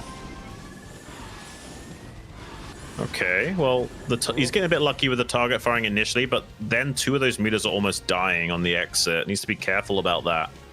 I mean, it's good to kill SCVs, but not at the expense of your muta count. If you never kill the bio unit, they'll eventually hit you with such a big bio ball that your mutas start to become irrelevant. So yeah, you got to be careful here. You want to kill like 6 or so SCVs to put yourself in a comfortable economic position, but not at the expense of sniping Marines if you can help it. Yeah. The SCV sniping is one of those nice to have. Killing the bio is a need to have. Yeah. He needs to be careful because, I mean, if Rasui escorts these tanks across the map in a formidable fashion, he could be in a lot of trouble. He's only just now starting to kill Marines. Okay, this isn't too bad. He's killing quite a few. Yeah, we are starting to lose a couple mutas here and there, though. Like, that's a good snipe on the medic, though. Like, getting a medic is huge. They're just dang expensive. And he had to kill his own turret to stop glitching out his mining as well. So this position could still be exploited by the muta harass. That feels bad, man. when you drop your building, and especially like if you drop your spawning pool or something important in front of your gas, you're like, oh, this should be fine. Like Terran, you know how like you can build like the depot here, so you can force it. Yeah. When people build it like 1 hex over, and it's like, well, you're never killing that, so you're just screwed this game, you know? Yeah, that's the sad thing about playing Terran is you kind of got to like map out the Tetris of your base right from the first depot, where everything can get screwy, and suddenly you're trying to put out fires that you shouldn't even be having to deal with. Yeah, you've started your own fires that you now have to put out. Pretty much, yeah, it's not good. There's enough spinning plates already playing Terran. Yeah, like playing Terran, you know, that's already your first hurdle. Yeah, and the fact that Terran, more than the other races, has to look at their army while they're macroing. Like, you don't have much leeway to like go back and macro. You're kind of staring at it by like, he's actually caught out of position. Oh. The lurkers are right on top. He has to split his army left and right. The size of the army on the left is actually looking pretty good. He gets an irradiate on the muta pack, but he does snipe the tank, which slows down this push. But he managed to avoid losing too much of his bio for free, at least. Yeah, keeping the bio alive is great, but oh no, that's so much worse. I was about to say it's bad, but that was so much worse. This is only okay if we can punish the Zerg by killing the third still. He's being too passive with this bio block here. He should have been sending that northward immediately. Oh, can we get a free overlord? Ooh, you get one maybe. Yeah, we'll get one at least. It's a shame that he was so slow in going north here, because he might have been able to punish top left, but now the lurkers are up here. Yeah. He had a chance of getting up here before the lurkers. And now you know, with one vessel and irradiate every minute and a half, yeah, you're not. You're not. Yeah. That's gonna live forever. We might have a pretty nice late game here, because I don't think Rasui is going to have much damage potential besides dropships for a long time. So Napoleon's going to grow, and that means that Rasui is going to have to think about growing soon himself, because his attack timings have kind of evaporated, at least for the time being. I would love to see him go vessel or go dropships. Honestly, I think Well, if you can clear up the muta clump a little bit, like that's the biggest issue. Yeah. Well, there's two issues. So he's got the mutas still, which is great for anti-drop, but he also delayed his second starport because of the tank push. So he actually hasn't got a lot of production for the air right now, which is what's setting him back. Yeah, because a good vessel cloud is more important than drops, but drops are one of those things. You can make the drop shits, but they have to do damage, or it's kind of like a semi-all-in way of playing the game, especially with this production. Like, it's a bit too risky, especially with the mutas out, so he won't go for it.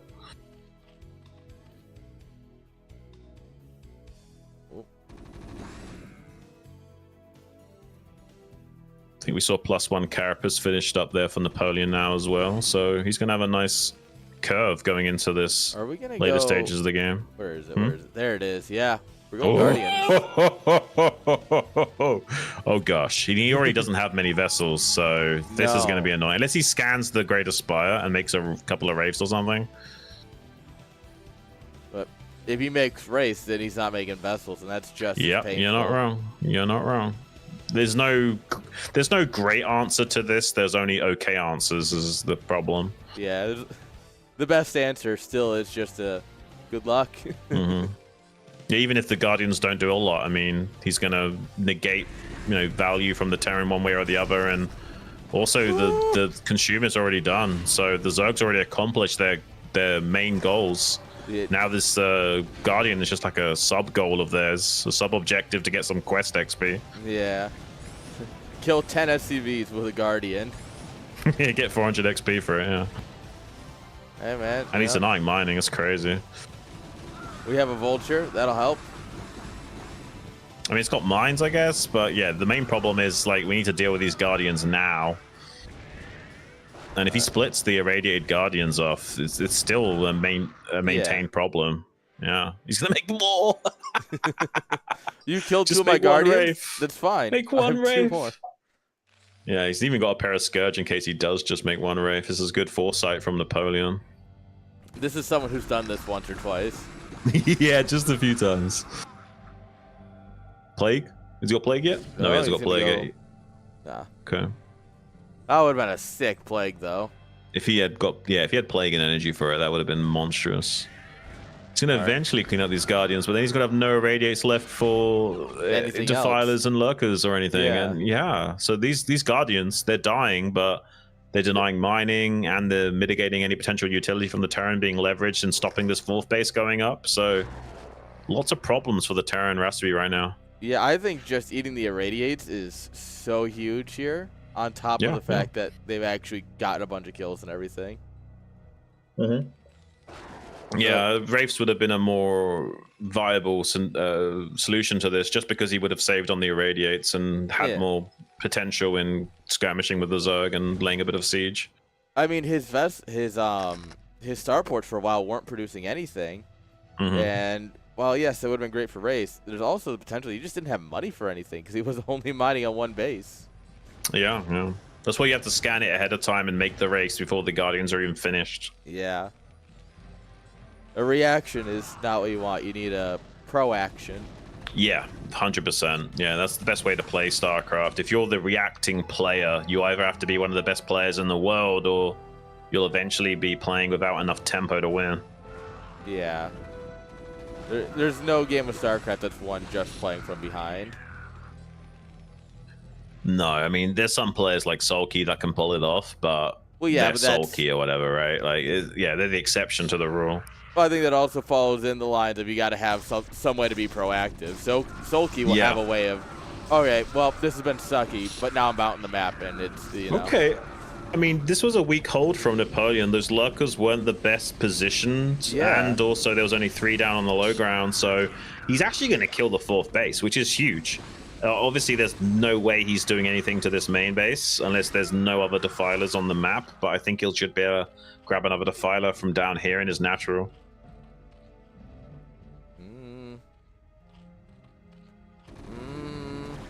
I mean, there's too much army either way, but I don't see any Defilers. The bottom of his natural, there's 3. They're hiding. Yeah, yeah. But they're not close to the Nidus, so if you like pounced on the Nidus and caught him with his pants down, you might have to make it work. Oh, we're starting to send them through. Yeah, so the problem with Rasui is that he has to double expand. This base is relatively easy to take, but a 4th base is so difficult to get set up here as Terran on this map. Yeah, the only good base to take would be 6 o'clock, but and it's so close to the Zerg. Yeah, and they can just rotate over with a Defiler and Dark Swarm it, and it's so tough to hold. Yeah, there's no good options for him at this point.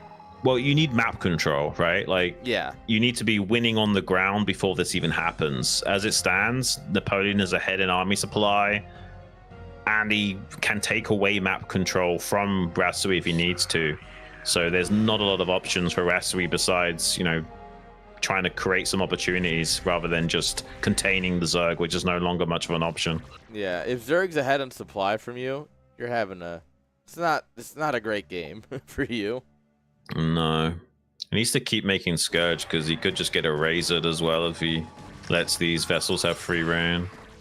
Yeah, there's definitely some potential here. We are kind of building up that clump. You want to be at 8 to 10 vessels. Oh, that's a great Plague.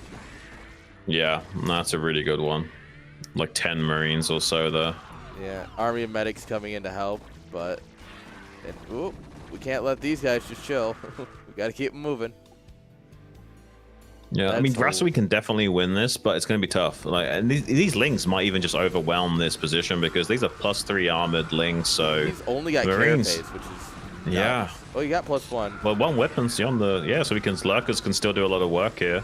Yeah, as long as you get +1 weapons, your Lurkers will always 2-shot. It's so interesting because he's going basically for like Hydra Lurker Ling and emphasis on the Hydra Ling, and it's actually working. It's actually very unusual for this sort of game state to occur. Like Hydra Defiler is really strong, and like usually you don't need a lot of economy to make it work as well. But he's already got a massive macro engine behind it, so it's kind of insane. Yeah, this is an army that you transition out of by now. Once you get all like it's good, and then you get all this set up, and you're like, sick, Ultra Ling Defiler. But he's done it like the other way around, where he's got all the stuff that he needs, and then he's got into the optimized army composition for trade value. It's kind of crazy. And I mean, it's working, and you know, as long as it's working, is it wrong? No, it's certainly not wrong. I mean, he's got so much EV in these units. Like, he doesn't even have to attack with more than like 20% of his army at any given time, and he'll still trade pretty good. Yeah, and his micro has been incredible. He's getting the Dark Swarms down exactly when he needs them, getting plagues. Oop, that medic deciding to do medic things.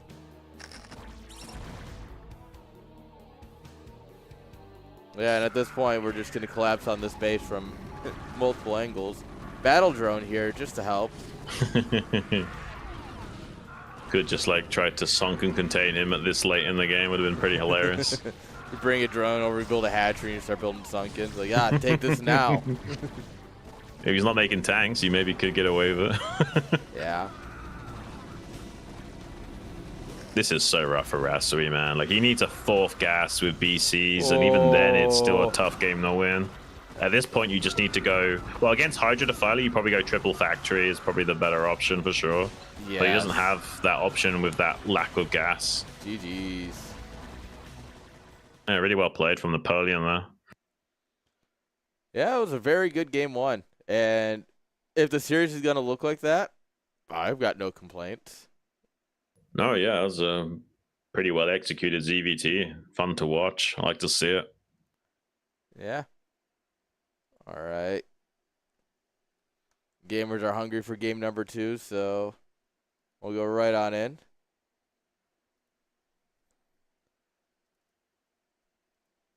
Let's get all it set up.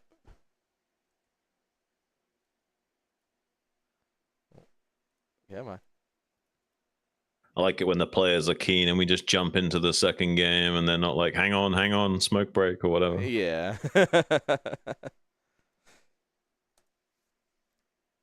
Yeah, when players are ready to just go. Yeah. That's like how practice sessions should be, man. Just like knocking out games over and over again. Although, to be fair, when we were getting set up, I was looking at, like, I was getting the player cameras all set up before we started. And Razovich just like gets everything in. He's like doing something, and then he just starts lighting his cigarette. I'm like, all right, well, this man doesn't need a break. He's just gonna go. Nice. Yeah, Zero's one of those guys that will like do a lot of smoking before it starts. Like he'll do like a 10-minute smoke break, get it all in, and then it'll just be good to go for the rest of the time. Yeah, he has one of those like you put. It's a very European thing, like the little cigarette holder, and then it like burns it down for you, and it holds all the ash, whatever. He's got one of those, and like in Chicago, he would just be like, "All right, yep," and he would take it, and he would just hit on that for 10 minutes, then come back and be like, "All right, time to play." Well, let's jump into game number 2 here. Dominator. We got spawning in the top left, Rasui as the TL Terran, and his opponent. In the bottom left, the Blue Zerg Napoleon, currently 1-0 in the lead.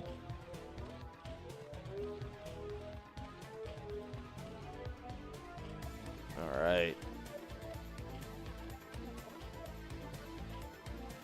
Now, I love these. Go on. I was going to say, I'm kind of curious what they're going to do, which is probably going to lead into exactly what you were about to say. So. Well, kind of. I was more going to touch upon that I love asymmetrical maps, and 3-player maps tend to be my favorite, like Sylphid and Dominator. They're all just... Really? One thing that's really tricky with them is because it's like a triangle formation of bases, it's actually kind of hard to keep track of the units in the center.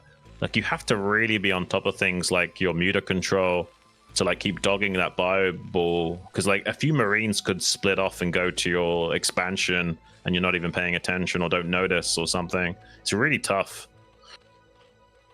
Yeah, and The pizza slices on this map make it so hard to get. It's really, once you have map control set up, you're not losing it. But getting it set up is so hard because you're fighting pizza slice to pizza slice. And it's like, all right, you might control this one, but controlling this one's better, and they control it. So good luck getting up it. Yeah. Yeah, there's a lot of juxtaposition on this map with those pizza slices. It's a little bit less potent in this matchup, but it's still abusable, especially with lurkers and what have you. Yeah. Kind of curious. A lot of times Terrans go for wall on this map, like a wall off at the natural, just because it's so hard to get up it if they go lings early. Any sort of quick pull really makes it hard to expand on this map for Terran. Well, he's not only not walling, but he's going mech and not walling, which is, yeah, curious. Double crazy. That's double crazy. Yeah, because you could like threaten a two-port Wraith if you had this walled off and denied a scout.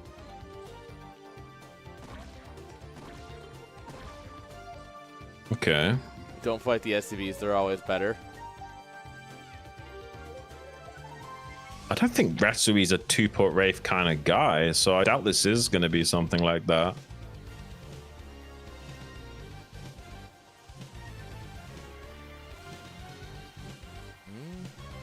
Just gonna get the factory.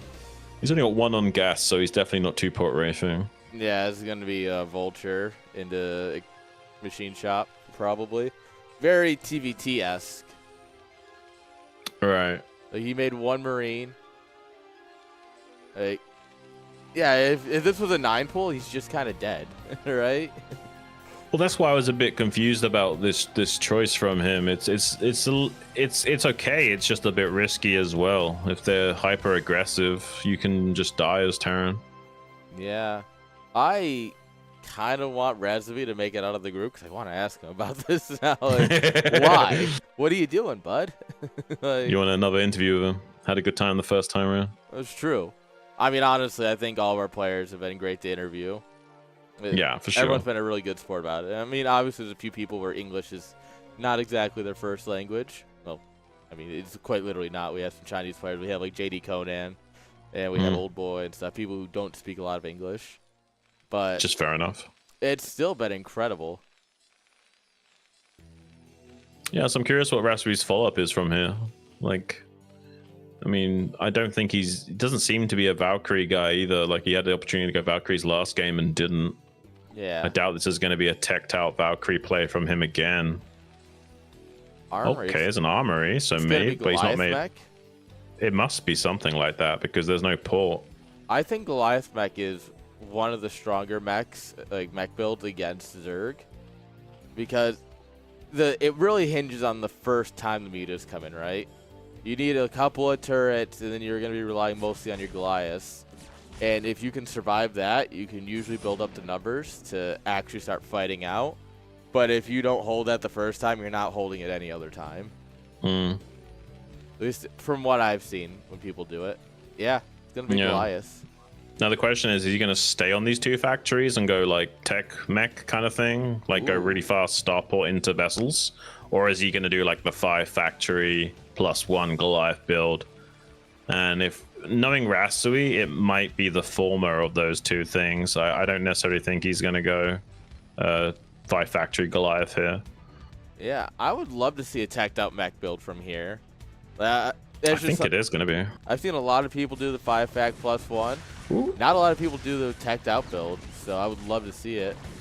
Ooh. So Vulture run by with speed, but a pretty good drone blocking from Napoleon, shutting that down despite losing a few drones. Yeah, that was a 1-to-1 trade. Yeah, I mean, it kind of pays that you went for that investment as Terran. You got something for it at least, but it's not great because you can't slow down the Zerg taking a third right now, and that's a problem. It's the same thing that Terrans do this against Protoss all the time. You run all your Vultures and you're like, yeah, I killed a bunch of probes. And it's like, okay, cool. How are you going to deny another base? How are you going to deal with Zealots? How are you going to do this or that, right? Yeah. And yeah, he's definitely doing tech mech with the amount of turrets that he's building. Yeah, that's true. Armor This is definitely a tech mech play. Probably range here for the Goliaths. It would have to be, yeah.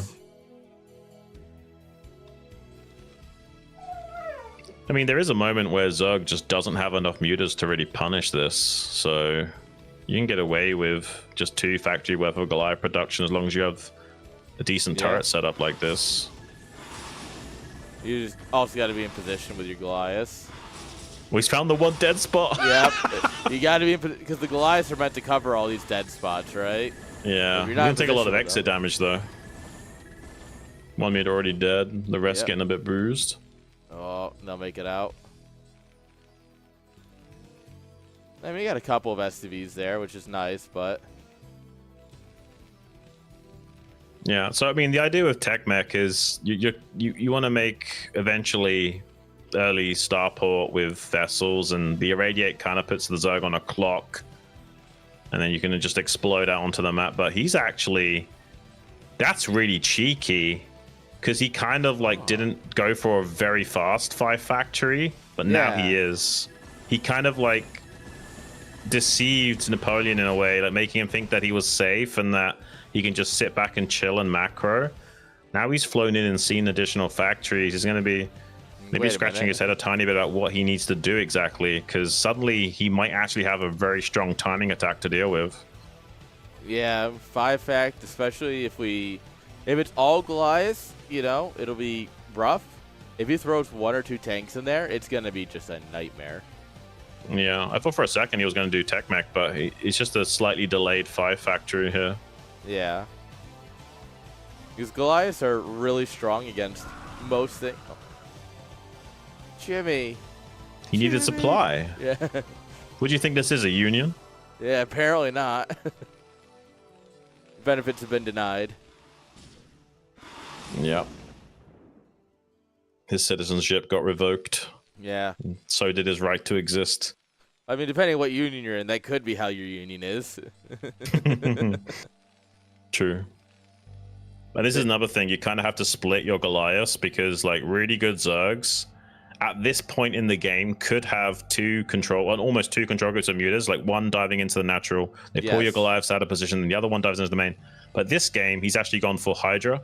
But it's good that he's got his Goliath spread just in case there was going to be some shenanigans. Yeah, and that's how I've always seen people. The best way to deal with Goliaths is just make a lot of mutas and get armor upgrades. Yeah, he tricked him, right? Like he thought it was tech mech, so he started transitioning into Hydras already before he saw the 5 factory. So he kind of got tricked a little bit. Yeah, this might actually, this might be very unfortunate for our Zerg here. He's gonna just try and attack, which I guess makes the most sense. If siege mode's not done, he can definitely win this fight. If siege mode was done, this would be a really hard fight to win. But no, it's done. With good target firing.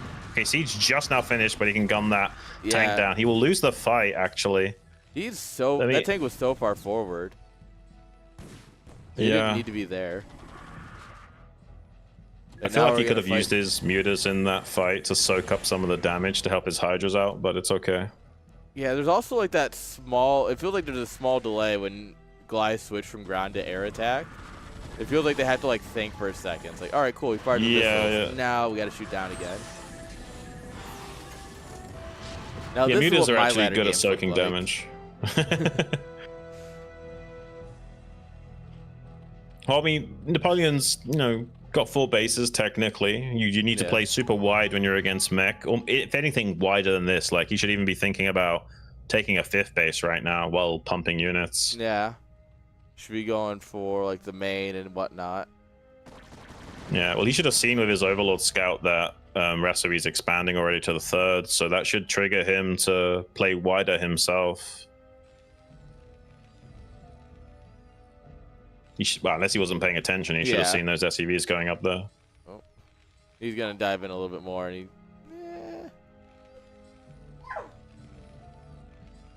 Sorry, my puppy's in a playful mood now, which means she needs to yell at her sister. I thought she was just confirming that he knew it was there. Yeah, she's like, he knows about the 3rd. Aha. She just wants to co-cast. Jinx, do we need to get you a headset? I mean, if Doodle's allowed to let his dog play, I don't see why we can't let your dog cast. I have a photo of Talia in one of the broadcast headsets. It was I had Nice. about half a second to take that photo before she flung it and shaking her head. She did not like it. Yeah, I don't necessarily agree with people putting stuff on their animals in general, but headphones for a second isn't too bad. Yeah, I don't like dress people them that up. dress up their dogs. No, Yeah, I don't like that that's- stuff, man. That's not for me, but what I also Hydras might just be good, guys. Oh, he might kill the tanks as well. This is crazy. Yeah, there's like nothing here. Where This is a big mistake from Rasui, spreading himself way too thin. He had nothing to scout this coming in as well. Like maybe he should have had some spotter mines out on the periphery to identify something like this coming in ahead of time. I'm surprised he switched into vultures. Like, I get that you want No, mines vultures and are stuff, okay. but, like, Vultures are okay, but you need the mines to spot for movements. There's no point having vultures if they're not doing their job. Yeah, I just feel like he didn't have enough on the ground fighting force, right? And that's what like the Goliaths are a lot better at than vultures. Like obviously mines are very good, and now he's gonna get them out, but it's just one of those. It feels like all right, you need enough Goliaths to buffer for the tanks, and I just he didn't have anything.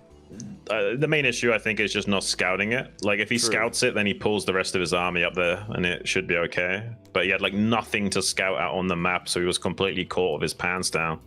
Although we could kill some drones here. There's, like, one Hydra. Yeah. He should just go into this expansion, and, yeah. Nope, He's not checking it, though. wrong way, bud. Oh, yeah, this will really get Zerg. He's not going to take this base now. It's a shame, man, because you can, like, one-shot those drones with the vultures with the upgrade. And I think this is just such a great base to take because he's checking. This makes sense, you know. Like I said, take the main or natural. It makes sense. All right, he's finally just gonna check over here because he's like, oh, there's no way you have this, right? He's like, oh. Now he's wait got a 2 minute. Hydras, though. It's like, now he's got something more to defend with. Oh. Look at those 2 SUVs desperately trying to repair that CC. Come on, you get it, boys. Like, whoa. How did the like fusion really get back on a cutters Fisher reach? line? He's like, whoa, you almost got it. I mean, SCV arms must be extendable for them to reach a flying building, but they've got 0 range when it comes to attacking. Like, Yes. try and explain that one to me. I do appreciate too that Blizzard looked at it and went, could we make it a melee unit? No. What if we made it 0 range? And I know that Artosis has ranted about this a lot, but it does feel like some of the things they did are like, we're going to do this to Terran, and then we'll probably put it on the other races. And then oh, crap, the game's got to come out tomorrow. I'm just going to put this out there, but if they... Oh, hang on one second. This is going to be a pretty interesting situation, because there's a lot of tanks here. If he can get them up onto the high ground as well, maybe he can The fact that we're just getting set up here is nuts. I mean, there is technically enough Hydras, but not in a good enough position to prevent them getting into this great firing position. So he's now in trouble. There are queens, but they've only just now starting to get their energy. I'm not sure how many have energy. Like 3 or 4, I think, have energy. Oh, no, they all do. They do? Okay. Then this is going to be rough for Rasui. Even though his attack looks really strong, the fact that he made all those queens at once is going to really start to rip through him, Yeah, that's why he didn't have many Hydras anywhere, because he's had a friggin' control group of queens. I thought like a few of those queens would have energy and the rest wouldn't, but he made them all at the same time, so they all just barely got their energy in time to deal with that. Wow. That's a massive table flip. That was... I don't know if I can say that was calculated, but that was, if not calculated, the luckiest moment of a man's life. I mean, yeah, Rasu's in a lot of trouble now. I mean, he's still alive. Probably shouldn't donate. Don't use the queens for free. Yeah, don't use those queens for free. They're expensive. Yeah. However, using larva to pull mine is a great idea. Or not larva. But the second brooding round obviously takes longer. It's like closer to 3 minutes to get the next round of broodlings off. So there is this massive window where Zerg is vulnerable. Yeah. But you now have no units, so kind of a bit of a double-edged sword. And he's going to lose more here than he needs to, but I also, at the same time, he's going to try and reset this tank count to 0. I think this is fine. He's killing so many units, it doesn't matter. Yeah, if he can get the tank count down to 0, then nothing matters anymore, because there's no, oh, well, you have this counterattack window now, because there's no tanks, right? Yeah, he just has enough. GG's. Wow, man. At this rate, you're not going to get a chance to interview Rasui. This is crazy. No, because that's it. He's out. That was 2-0. The losers match. Man. And now it's Napoleon versus Kami.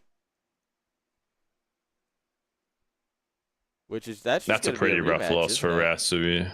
Yeah, that's unfortunate for our boy. Yeah, I think even Wolfix in the chat a little bit upset with his performance this game, and it's understandable. He kind of had the tools that he needed, but didn't execute.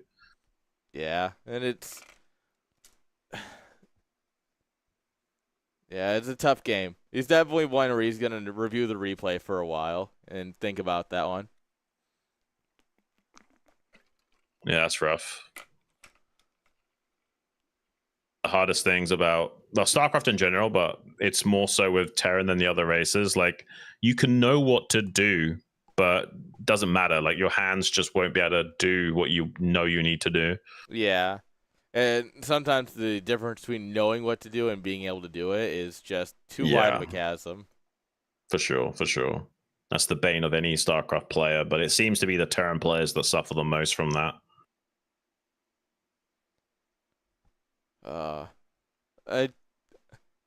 As much as we give Terran players crap for everything they say, it really is a very physically demanding race. Like, the ability to actually do things it's rough. And Resby had a great showing, and unfortunately it just didn't work out. Yeah, Mech Terran's one of those like easy to play, very hard to master type deals as well. Like, actually getting the build order and getting the units is very straightforward, but translating that into a win is a totally different ball game, especially against a competent Zerg. So I kind of feel for him that the luck was kind of against him with the queen timing, and he kind of got caught with his pants down at the third base as well. Like, that could have gone a lot better for him, and it didn't. Yeah, but that's just how tournaments are sometimes, right? So you can be as ready as you want to be, and sometimes it just won't work. Well, it's a shame because it would have been fun to interview him again. But there's always next time, another event, another situation. We'll get to talk to that guy again, I'm sure. Yeah. Well, I'm sure he's gonna be around next season. Like, with a showing like that, if he doesn't show up again, I'll be personally sad. That's for sure. All right. Well, guess we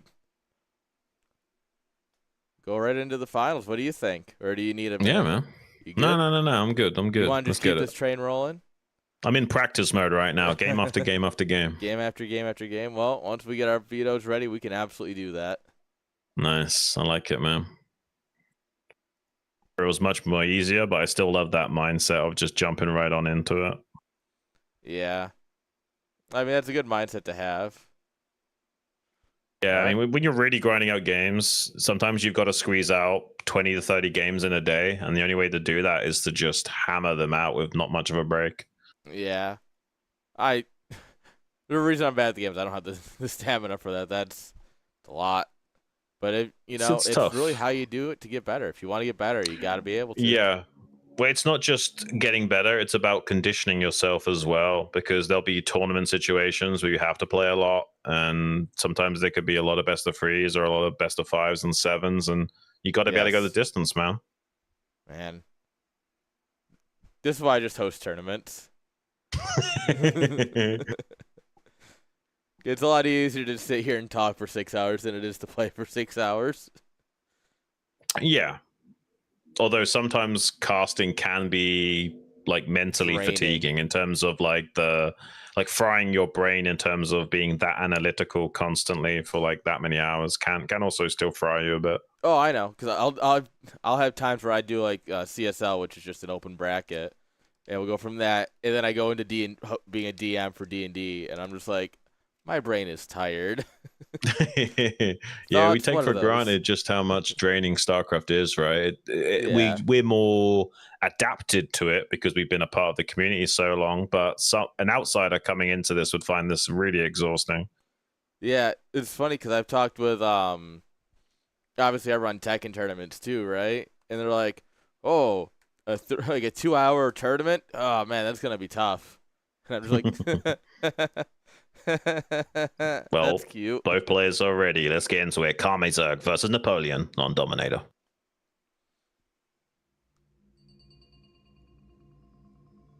Spawning in the top left as the Olive Zerg. It's none other than Kamezerg. And his opponent in the center right, in the yellow trunks, Napoleon.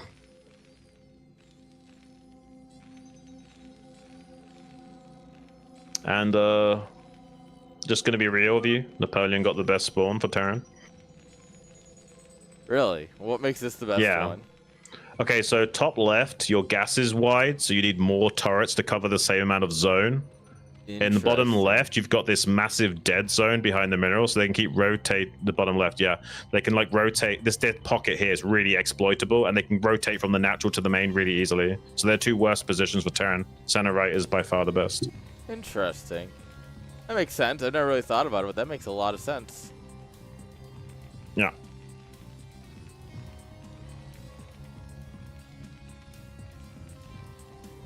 Alright, I wonder if we're going to get another, like, 12 hatch here, do you think? Or do you think we're going to get something cheeky? I think so. No, I think 12 hatch is fine here. Like, a 3-player map is just big enough where you don't have to worry about something like an engineering blade block and stuff like that.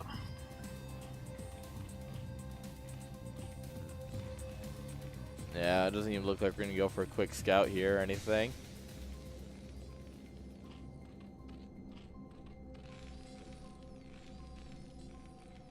Once again, no walling of the natural. Right. I mean, you usually won't go for a fast scout as Terran just because you know you probably won't be able to stop a 12 hatch anyway, so there's no point sending out the CV that early. It's fair. And you'd be gambling anyway if you did. Well, isn't that just half the game sometimes? If you're Protoss, maybe. That's true. Huh. 12 Nexus. Will it work? Probably. True. I saw someone do one recently. They did a 12 Nexus on like close spawns and still won. And I was like, huh? Oh yeah. Did they do the safe variant with 2 gateways or no? Yeah, 2 gate follow up. Yeah. So the interesting thing about that is that you can make 2 gateways, but you have to cut probes. So even though you're going 12 Nexus, you're kind of cutting your probe production a little bit. And what's funny about that, if they do the safe variation of 12 Nexus with the 2 gateways and cut probes, you don't have to attack. You actually have pretty good SCV production where you still are relatively okay economically speaking. Really? Interesting. Yeah, it's not too bad as people think. Well, I'll call Artosis and let him know real quick. Oh, he'll still disagree just because of the propaganda, you know, but it is what it is. That's true. It's hard to beat the propaganda machines. He can't even admit there's a good map for Terran. Like, the map is either okay for Terran or terrible for Terran. There's no other option. Like I said, if it has to be at least 60% to be okay for Terran. 60% win rate. 75%, well, okay, maybe it's kind of decent for Terran. Anything less than that's bad for Terran, for sure.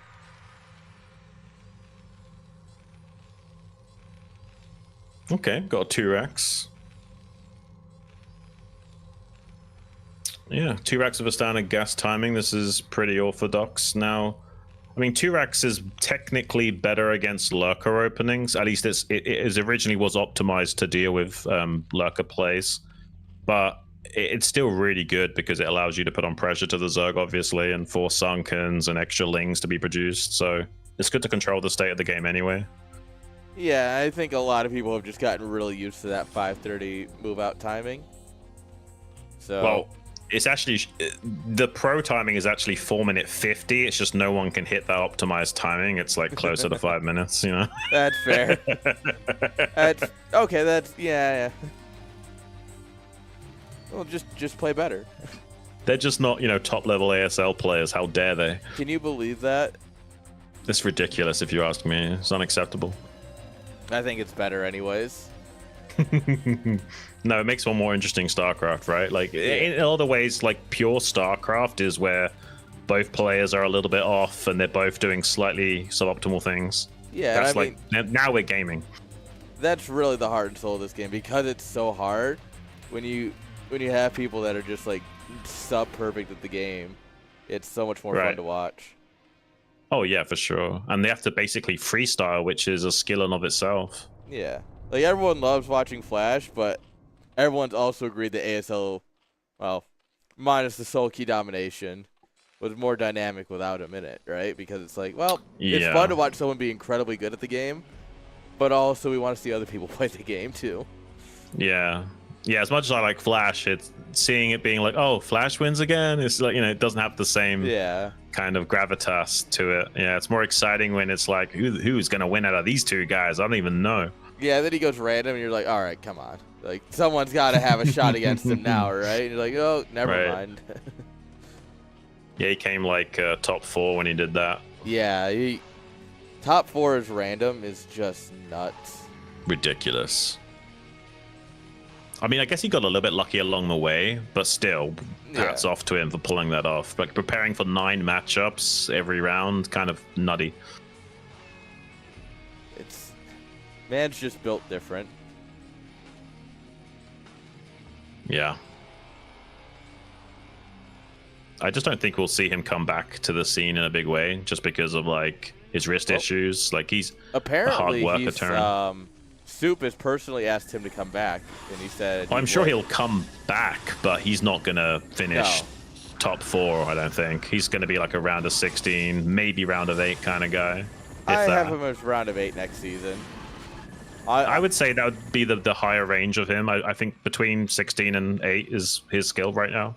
There's also a part of me that wants, because we have a small, well, yeah, you're part of it, the PG Fantasy League for ASL. I kind of want to take part. I actually don't take a part in that personally. I just have my predictions in the cast. That's fair, because I would consider anteing him for the points. I feel like everyone's going to expect him to do so well that there's a strong possibility that anteing him would be like giga brain. I can understand like holding him in high regard, but people need to realize how good everyone else is at StarCraft now. Like, there's not that massive canyon of skill difference when he was in Dominance. Like, they know the optimizations that he knew back then, and back then they didn't know the kind of things Flash knew. Yeah, and that's something that Remastered has really helped the scene out with, just as a whole. It's like replays are a lot easier to get. They're a lot better to get. They work usually. It's allowed people to learn. It's like, oh, what did he do here? Oh, this is what he did here. Because you can pull hotkey maps. You can see what buttons they're pressing when. Yeah. Like, the fact that we have technology like that we didn't have before really pushed the game forward. Absolutely. And actually, but you can see, by the way, because he got this 3 o'clock spawn, Napoleon has not been able to do a lot with these mutas. Have you noticed? Yes. He's killed like a turret and a couple of like SCVs that were building things. But it's also been costly. Like, don't get me wrong, Napoleon's playing well, but that's mainly due to the fact that he got 3 o'clock. It helps out so much more. Yes.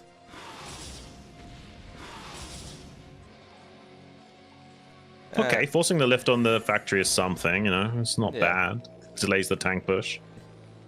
He's helping Napoleon, reminding him, like, yeah, you don't want a tank push, you want to go for vessels. Which is funny enough because he just dropped the science facility immediately. Yeah. He probably will still think about it, but now he's actually going to hesitate to tank push because of the lost timing. He does have a second starport coming up, so I think he actually is just like, all right, I lost that timing. That's rough, man, because tank push might have actually been not a bad option, and that means Napoleon's going to get away with a pretty good late game setup without much being done to him. Yeah, we're already going up to Hive. We got our lurkers, tech, at least cooking, if not nearly done. Yeah, although he's slow in moving over the Hydras to make lurkers at the 3rd, so Napoleon should just beeline for the 3rd base right now. Mr. Fireback, do you want to go back and roast some drones? He's too busy watching his bio right now. Yeah. Well, there's one thing you'll notice, like, good Terrans will just almost always stare at their bio, at least on the minimap if they're in their main base.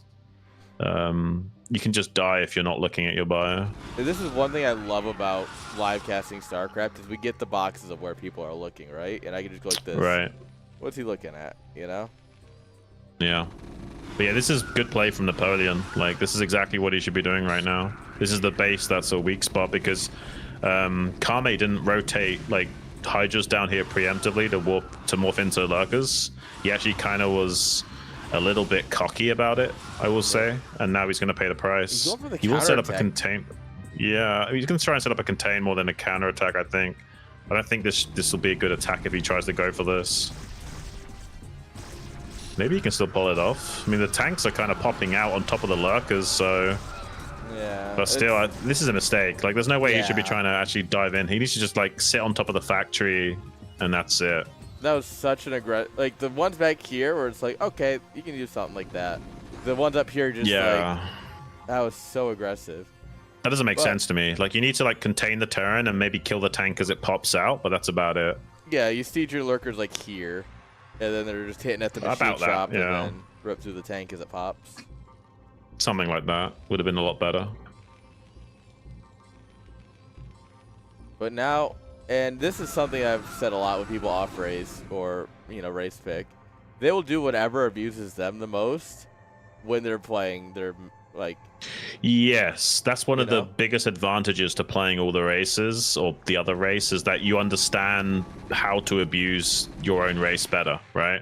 Yeah, so he knew to go for that third, and he got it really well. He got the perfect timing before there was Hydra lurking there to defend it. Which, you know, is partially a mistake on Kami for not having it there yet, but also very well done from Napoleon, understanding the game and how it flows for Zerg. I mean, Kame is almost like needing Napoleon to make a mistake. Like, if Napoleon plays really tentative right now, Kame almost can't do anything. Like, as long as he doesn't try and attack into the Sunkens. Ooh, losing the vessels! Oh, That's a bit painful. He needs to just to rotate his army to the third. But now he's losing the tank for free and the 2 vessels. Like, this gives a tiny window for Kame to get back into this game. Second But free tank. I still think it's going to be tough. Like, he's lost his third base twice in a row now. Unless he's already got, like, Defilers out on the way and he's going to go for, like, a major timing where he can somehow squeeze out Defilers and get them across the entire map for free. I don't see him getting back into this game super easily. The big problem is that, like, even if he builds Defilers, he can only afford, like, a couple of them, you know? Yeah, you literally, like, can only make, like, 2, and then you're just trying to win with that. Which he's almost kind of doing that now. And he did get all the way over here, so Yeah, it's not good dark terrible. score. It's a pretty good gambit. The problem is that he's contained outside of his rally by the other bios, so he's not going to be able to reinforce this. We're sending it in. I'm not sure this is Napoleon shouldn't be attacking right now. No, there I is don't the think. funny interact. If we had like one firebat here, it wouldn't be nearly as bad. But there's the funny interaction of the Sunks keep missing the Marines because of the Dark Swarm. Yeah. I think that was a bit of a overextension from Napoleon. He just needs to evacuate the natural and contain the Zerg.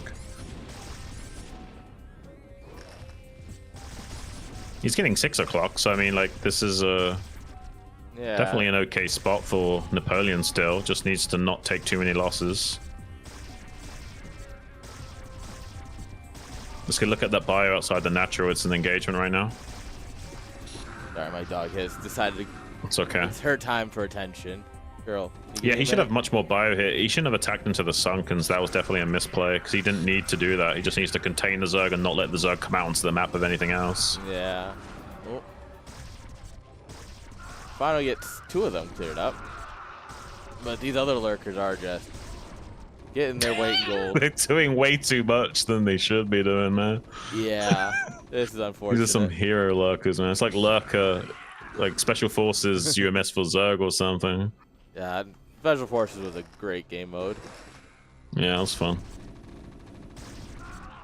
Yeah, 14 kills on this lurker now. Gonna be 15. Okay, finally is dead. But holy Ooh. plague, ooh.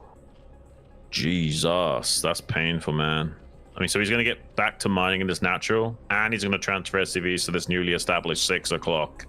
Kame's in so much trouble, man. Like, he's not even taking the gas at his third and the 9 either. Yeah. So he's just now doing that.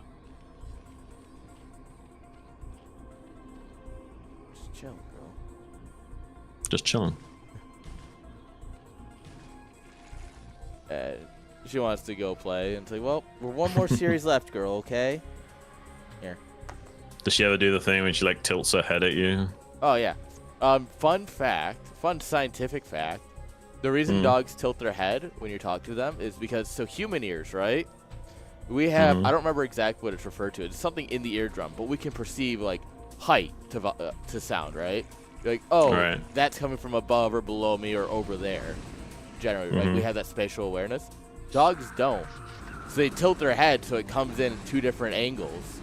And they are able to tell the difference. Like, oh, if I tilt my head, like the left ear is now closer to it. I had never heard of that before, and that's a nice little fact. Yes, I learned that like a couple months ago. I was reading something. I was like, oh shit, that's neat. Like, Makes it's sense so as cute. well. I like that. But that's one of the things they're looking for. Is if they don't understand like the perception of what a sound is or where it's from, they're like try and get more info with that. It's like trying to triangulate it better or something. Yeah, and also a little bit of confusion sometimes. Like if I start barking at my dogs, they'll tilt their head at me, and then they'll aggressively try and lick me. They're like, "Yes, you said something in my language."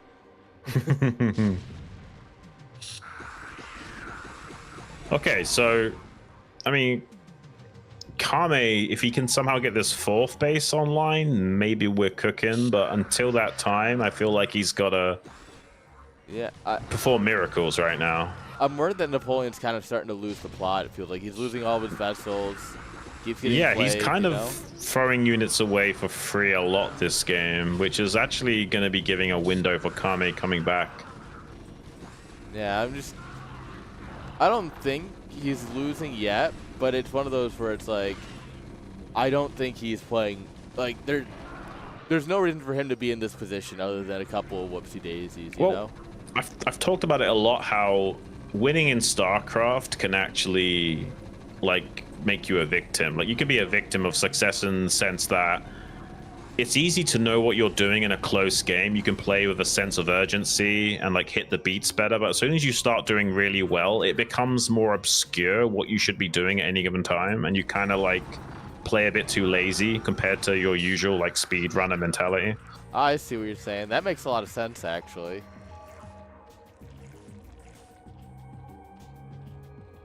Yeah, if you're like, always worried about like you got to keep up with them, you're gonna keep keeping up with them. But once they're keeping up with you, you're like, oh, what's next? Maybe I'll just move a little bit over here. Oh, I lost everything. Whoops. It's almost like you slow down in a race and start looking over your shoulder when you should just be running at full speed still. Yeah.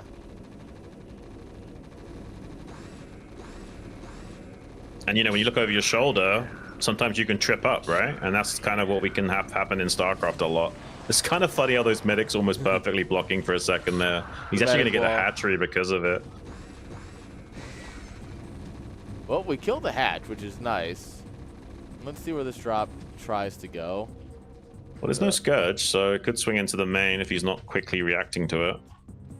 Well, the Lings do seem to be hyperactive right now. Yeah, Napoleon's just letting it sit there, which is great for Kami.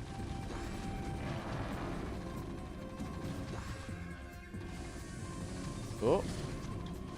Okay. Well, that's a one-way trip for the boys. I mean, unless he's Boxer. Even Boxer, I think, is losing those Marines, so yeah. Yeah, it's not a great day to be a Marine, that's for sure. No. I wonder what like their life expectancy would be for a Marine. Depends on who's playing. I don't think it would quite be as bad as like World War I zappers or something, but it would still be pretty bad, right? It might be closer to like World War II Japanese pilots. Something like that. It's not great. Let's be honest here. Your job is to hopefully not die before you kill something. There was that really good film, what's it called? Godzilla -1, about the Japanese kamikaze pilot that didn't die. And he kind of felt dishonored about it. But I don't want to say too much about the film in case people haven't watched it. But if you haven't watched the film, Godzilla -1, go check it out. One of the best films I've seen in a long time. Which is wild because on paper, I did not expect that to be like, I kind of just expected another same movie of that genre of like big monster things. Oh, the plagues.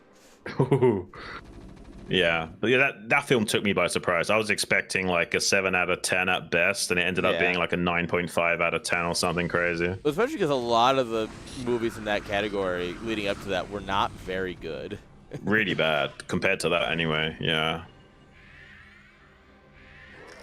All right, we'll drop some. I mean, these plagues are amazing. So, who knows, man? Kami might turn this around slowly. He's got the 4 gases now. It's certainly a way more playable situation than it was previously.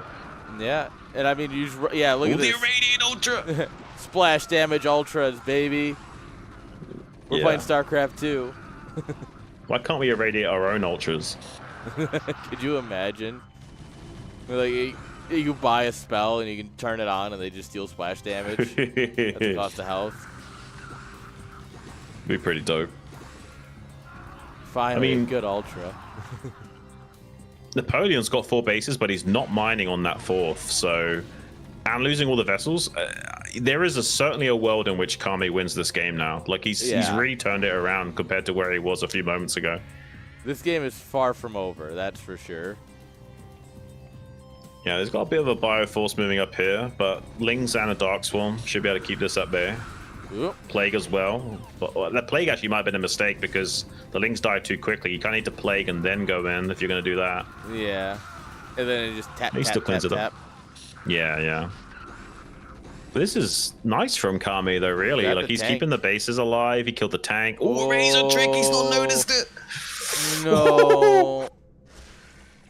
Okay. It's not. He's noticed it, so it's not the end of the world, but it's still a little bit painful to lose 6 drones like that. Yeah, six kills is still... I mean, it's not worth losing 2 vessels, but, you know... That's the point. I was just about to say, it's good killing 6 drones, but when your vessel count is already hurting this much, losing 2 more is putting a bad situation into a worse one. Yeah. Look at the SCV block on that bunker, though. It's pretty nice. Beautiful. Wow, he's going to clear everything like it's nothing. It's amazing love how that much you can get away with just tricking the AI in this game. I love this from Napoleon. Like, not many people would think to, like, preemptively have their SCVs on the bunker like that. A lot of people just let their bunker die. Yeah, you just... By the time you look back, if like a good amount of Lings get in, by the time you look back, that bunker is just dead. Right.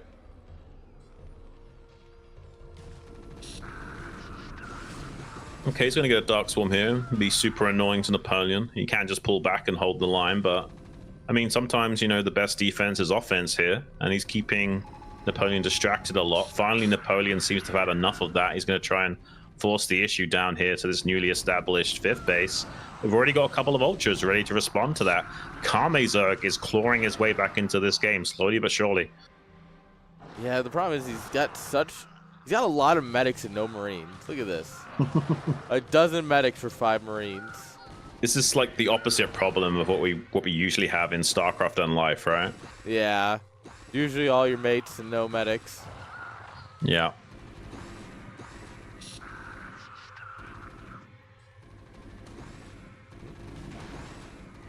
One hero Ling I'm actually trying.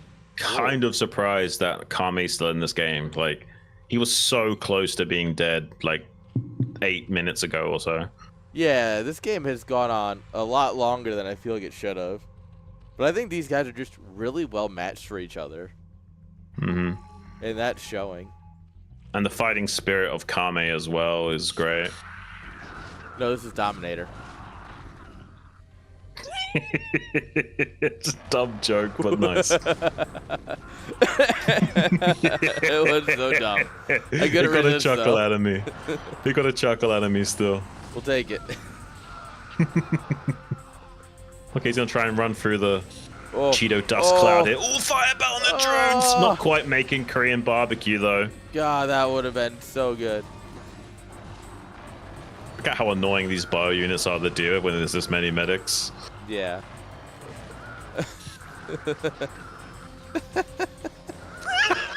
It's This so is just annoying. ridiculous. Oh my lord! I think he just got like 3 Okay. kills. Okay. What? We're having barbecue tonight, boys. Still with some SUVs at the ready on that bunker. Now you're going to be walling it off as well. Yeah. Some nice little tricks here from Napoleon to really make it frustrating for Napoleon to navigate. Oh my god, this is still here. He's gonna come out and kill the drones. Oh my gosh, this is crazy. Why is everything on hold The links, position? everything's on hold position, so the links don't even deal with it. What the heck? Oh man, this is crazy. Alright, got some ultra in the natural, but the thing is, there's no real value in the natural anymore, right? Because it's all mined out and everything. No. But it's just a turn production line. Unless you can get on top of that, it's not worth it. Exactly. And we are not getting into the main this time. Maybe. There's Okay. 3 ultras total. If he blocks the ramp with some SUVs and medics, obviously that still won't happen, but I think this is a way better play. Yeah, that's way better. Yeah, and you can use the irradiate against the SUVs to splash them down. I love doing that. Ooh, another razor trick. This Another game is casual wild, man. kills. This is a game worth reviewing, guys, if you want this to play. I think Kame's about to start punching through a little bit here. He's gonna maybe even kill the factory if he doesn't lift it. Yeah. It might just be enough, but that ultra dies. This one's also already irradiated. It's all gonna come down to this dark form. It's a good one, but This is gonna be Are we gonna kill this? Mate, this could be one of the comebacks of the tournament at this rate. Honestly, this is crazy. Yeah.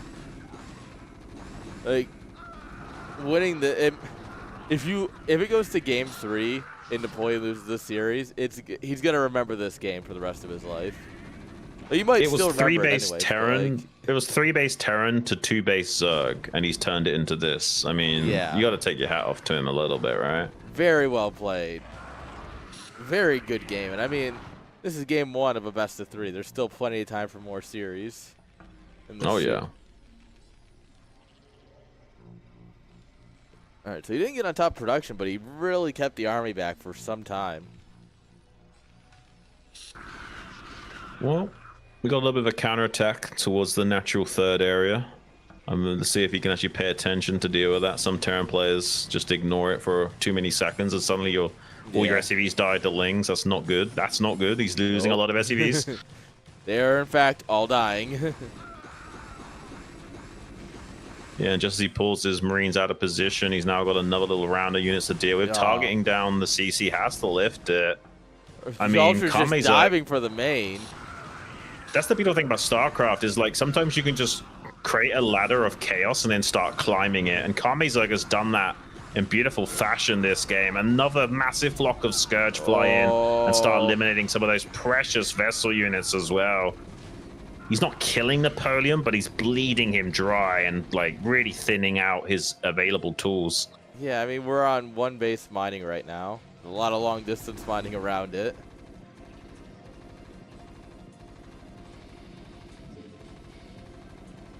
That's a very hero defiler there. Yeah, the problem is it's still alive. Soon. Yeah. Like, now that reinforcements are here and it's still alive, that's the vessels can't do anything because they have to run from the Scourge. That guy's just gonna die. Oof. Never mind. Man, he's gonna actually get a Dark Swarm on the Terran production now. Oh, that's it. My days. If you do this, yeah, that's not a guaranteed win con, but like as close to it as it can it's pretty GG. Yeah, it's about as close as it can be. GG is called, and one of the best comebacks we've had in the entire tournament. Kamezug clawing his way out of the grave and somehow starts to ascend towards the heavens. Gets the clapper from on. Truly an incredible game. And you know what? I'm excited. I assume they're probably both going to need a minute after that, but I'm excited to see what game number 2 is going to have.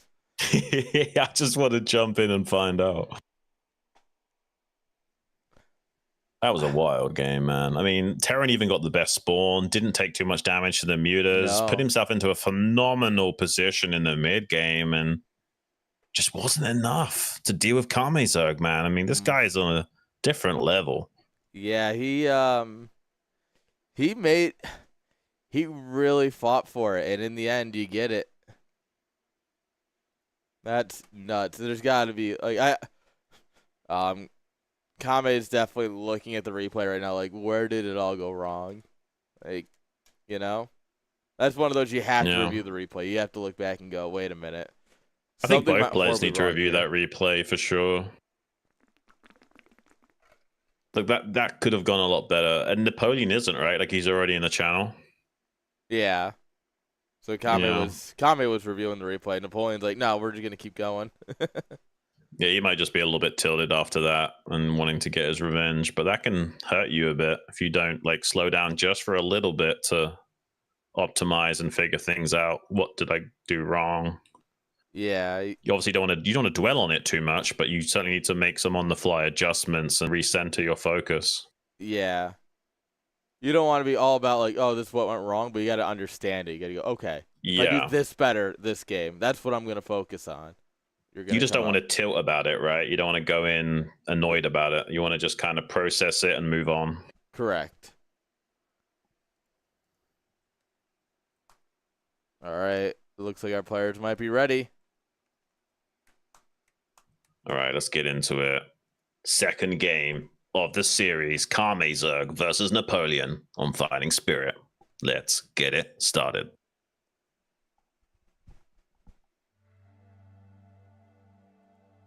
Spawning in the top right, currently 1-0 ahead in this series, the Red Zerg, Karmazerg. His opponent in the bottom right, in the blue trunks, Napoleon.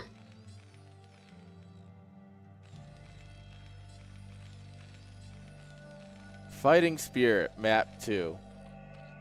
You were talking about it. Terran favorite map? Yeah. Definitely could be exploited here in this game. I mean, that was a really tight game, and Napoleon did manage to find himself into a very good spot. So if he can find himself into a favorable position this game, it's going to be way easier for him to close out the win, I think. Yeah, for sure. I'm kind of curious what he, like, going into this game, especially what Napoleon's thinking, right? Well, these spawns are actually okay for Kame. Like, it's slightly longer rush distance compared to top right, top left, and he's just gonna 8 racks in the center, changes things a lot. He's much more committed with this as well. You can't just float this back to a wall in. Wants to try and get a quick win under his belt and reestablish tempo in the series. Will Karmazerg go for a 12 hatch or make a safety pull? He's not throwing down on overpull so far. This is a hatch first build, for sure. Well, he could 12 pull, right? But it's not as common as something like a 9 pull or an overpull in the meta. Yeah, He's gonna do it. He's gonna do it. I genuinely think I can count on one hand how many 12 pulls I've casted against Terran because it's so uncommon. I got some coaching from Jimin a few years ago, and one of the build orders was optimized with 12 pull. So I did it a lot and did link speed into lair and did some run bys with the links if they make a bunker and stuff like that. It's a viable build. It's good against 8 racks and BBS and stuff. So yeah, this might really help out Kame and deal with this early aggression.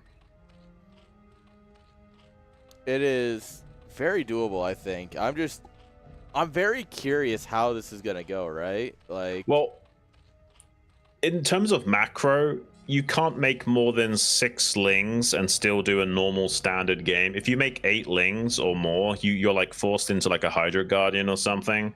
Yeah. So he's probably not gonna make a lot of lings. He'll make at least 4, maybe 6.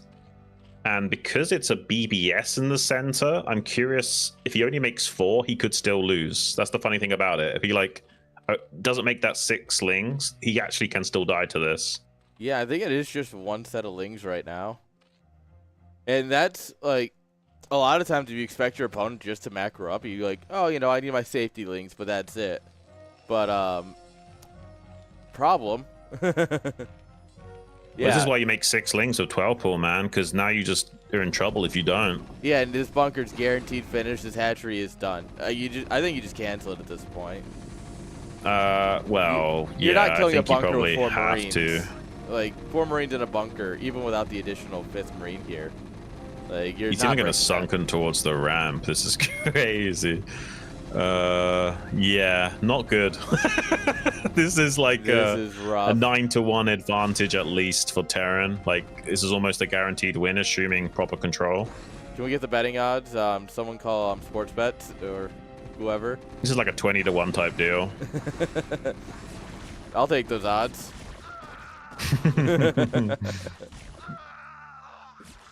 Although I have a feeling that the government might not appreciate me betting on the tournament that I run. So he's going Spire here. It's not terrible. One thing you can do is really make an earlier den and try and do like a one-base lurker play and try and just run by this bunker. But it's really risky. But there's a chance that Terran has nothing to detect the lurkers if you do that. That's one way of coming back. One-base Spire is just so weak. But who knows? Maybe the Terran blunders the follow-up as possible. So he's not going to float his barracks home. He's just going to produce from the middle, which honestly is your best option at this point, I feel like. But it is also a bit crazy. He's sending it across. He really thinks he can still do this. I don't know how he's going to defend against the mutas, though. That's a great question. At this point, I'm not convinced he knows about the mutas. I feel like he should. I mean, he technically not can, go deep but enough. It'll be really hard for him to challenge this ramp because the Lings also have the Sunken to fall back to. Yeah. This is rough. I mean, I don't know how to call this because there's a chance that he under-defends against the mutas and Kame finds a way back into the game. That's crazy. Hence why 20-1 and not 100-1, right? Yeah. Well, I hope you got your bets in at 20-1 because it's starting to move towards 10-1 real quick here. Yeah, no, he does not know mutas are a thing. If these mutas go straight across, it's not GG, but it's darn close. You know? Yeah. Until medics are out, he can't really challenge the Zerg in the main. And the mutas are going to get there before the medics get there. Yeah, I think he's just... No, just send it across. Oh, he doesn't know where his opponent is. This is a funky scenario. Yeah, this is What are we even watching? I don't know. Honestly, I don't know. Yeah, he doesn't know. Oh no. Oh. Well, this isn't good. Well, never mind. 20-1 seems fine. Yeah, it's about right. eBay's on the way now as well. Have you seen those betting odds? Like for especially like the NFL has it a lot. Where like it's like basically one team's guaranteed to win, and then it just at the end they fumble it, and it just like goes from 99 down to like 99 the other way. That's what we're watching in real time. I mean, he can get on top of the turrets as they're building. He's actually making a bunker ahead of schedule, but the Marines are already back now. So, yeah, those odds are getting thinner and thinner right now. I think we're rapidly approaching 0 odds, but I guess the Lings are going to trade off some of the bio. It's not the end of the world. He's going to kill a fair few of them, but enough will get into the bunker. Yeah, the bunker doesn't cover most of the mineral line, though. Yeah, he needs that turret. So if he can somehow never let this turret get built, but that requires pretty good micro. No, he can actually shoot that turret without the bunker shooting, as long as the SCV's not on the top. Yeah, if the SCV's not on the top of the turret or above it. Every time he went in, though, he kept getting shot at because he was going in at like the right angle. It's like, I don't think that's it, bud. Well, this is a very interesting game. This has suddenly become one of the games of all time. Let's go. Has he got another Marine going to that bunker in the natural as well? Yeah. Yeah, he does. And I'm not sure how many are in there. I'm curious. This is one of those moments where you're going to run past the bunker. You're going to see it. And you're like, oh, God, there's still 4 in here. Yeah, there might actually be 4 in there. That's so unfortunate. Maybe not 4, but 3, I think. Yeah, guaranteed 3.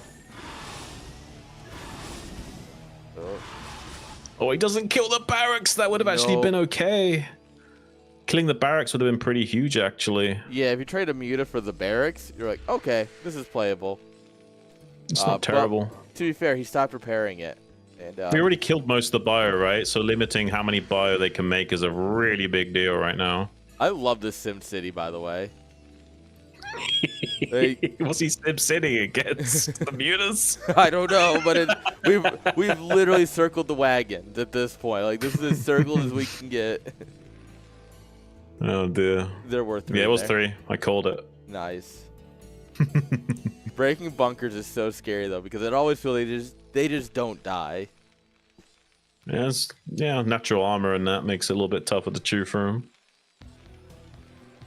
All right, we'll have a medic and no marines forward to heal. Oh, there we go. There's the boys. Man, if he actually had killed the barracks, this would be so playable, just so you know.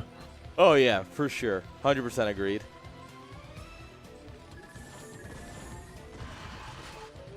Oh, lost the muta to that random turret shot as well. I wonder if this is a world where Kami just like double expands or something.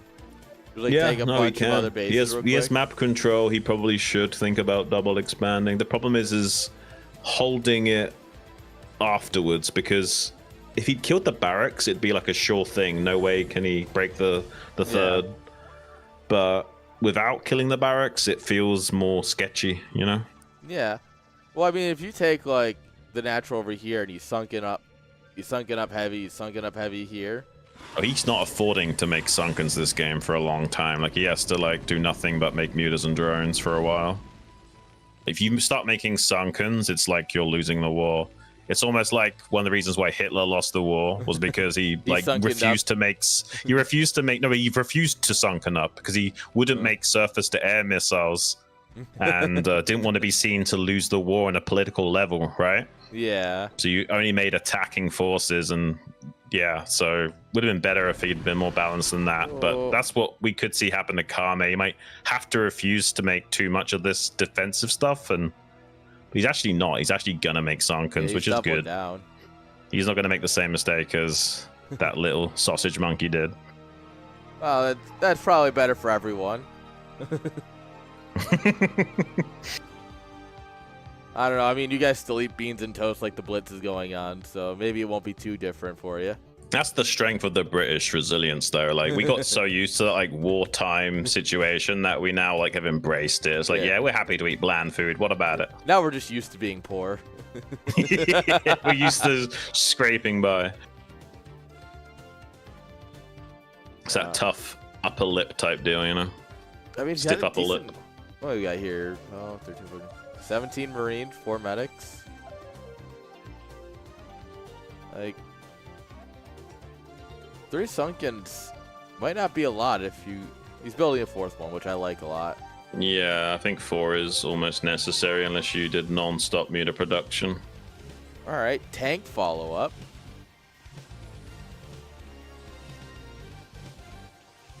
I mean, Napoleon should win this game, but there is a world in which he fumbles the ball. Yeah, the question is it going to be another 30-minute back and forth turbo banger? I don't think it will. I think as long as he escorts the tanks, he'll be fine. The problem is that he's got all this bio outside the Zerg's natural already, that escorting the tanks is not as easy as it should be. Yeah, the mutas... Oh, I guess he's been saving up some Marines, so he might make it doable. And he's not remade mutas, so no. He actually can't really snipe this tank. He's made 3 more now, so he might have a chance. But he can 3-volley the tank now. Or 4-volley, sorry. Oh, no. Ooh. Not like that. That's for sure. Oh, well, we just lost all 3 of those mutas. Yeah, now we're in trouble. How about those odds, boys? 100 to 1? Yeah, I hope someone's got the... Maybe you should have waited to bet. You think he's still going to win? I don't know. I think I'd rather the 20 to 1 back then than the 100 to 1 now. Yeah. I mean, 100 to 1 though. It's tempting. I'm a degenerate. It's 100 to 1 for a reason, because he's not going to win. Yeah, but I'm also a degenerate. Like, this is why I don't gamble at all, is because when I do, I'm an absolute degenerate. It's like, oh, 100 to 1? Shit, like $1 turns into 100? Gotta try it, you know? I guess. I mean, he technically kills one of the tanks, but he's going to lose the natural. He has to tap out. GG. He is called, and we will be equalizing this series 1 apiece. Game 3 for all the marbles. So the thing is, if Kami makes it out, We do need to ask him which one's more correct, Vyncke or Zvaria. Go for it. We got our interview on question. that? How much do you want to bet on that? Wait, are we counting in pounds or U.S. dollars? Because that makes a very big difference these days. We'll do in dollars just to help you out with the calculation. All right, so $100, so like 12 pounds, 12.50. All right, how much you want to bet? 150? I'll do $5. I'll do $5 on that. Let's do $5 just for fun. Just for fun. We'll do $5. Bet. Yeah, there we go. All For right. legal reasons, this is not gambling. We'll e-shake on that. Yes. You know me, I'm good for my word. Okay. Let's take it out of your caster salary. No. On top of it. Well, if you win. No. Yeah, no, I got you. +5. All right. The awkward part is if Napoleon wins, and we're like, well, I mean, I guess we can ask the Finnish person, but it's definitely not the same language anymore. Well, let's jump into it. Game number 3, Radion. Spawning in the bottom right. It's the blue Terran tying things up. It's Napoleon. And Kame Zerg in the top left as the red Zerg.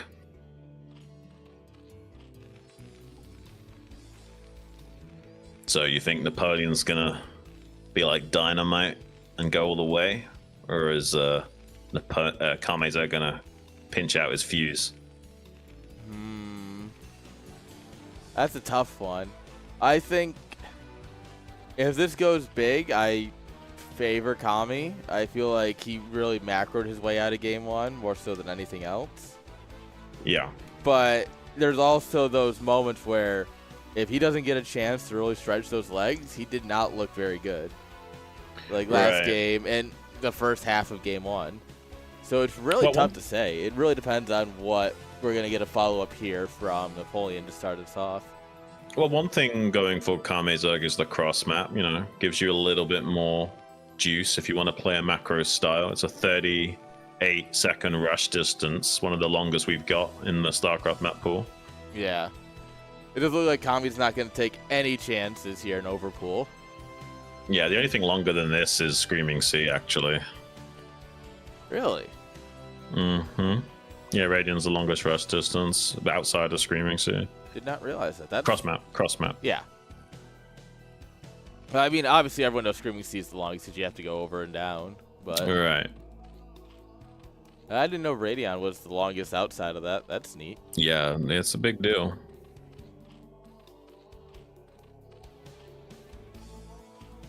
But I mean, Napoleon won't mind the cross map either, because you don't want the Zerg in the bottom left having a direct path of mutas with the dead zone behind it. So This is a win-win for both players, I would say. Could have a nice game now. Yeah, I'm down for a nice macro game. Yeah. The Overlord should catch the SCV here, which is great for Napoleon, because now you'll be like, oh yeah, you're definitely top for sure. The question is Kami going to read that and go, your bottom left, or go, that's kind of like a little later than it should be, and realize it's cross spawn? Yeah. I mean, you might think that's the second SCV scout to check for 9 pool, and he is bottom left, so you don't know for sure, but you might still be able to put those puzzle pieces together and figure out his bottom right. Oh. Yes, he makes it in.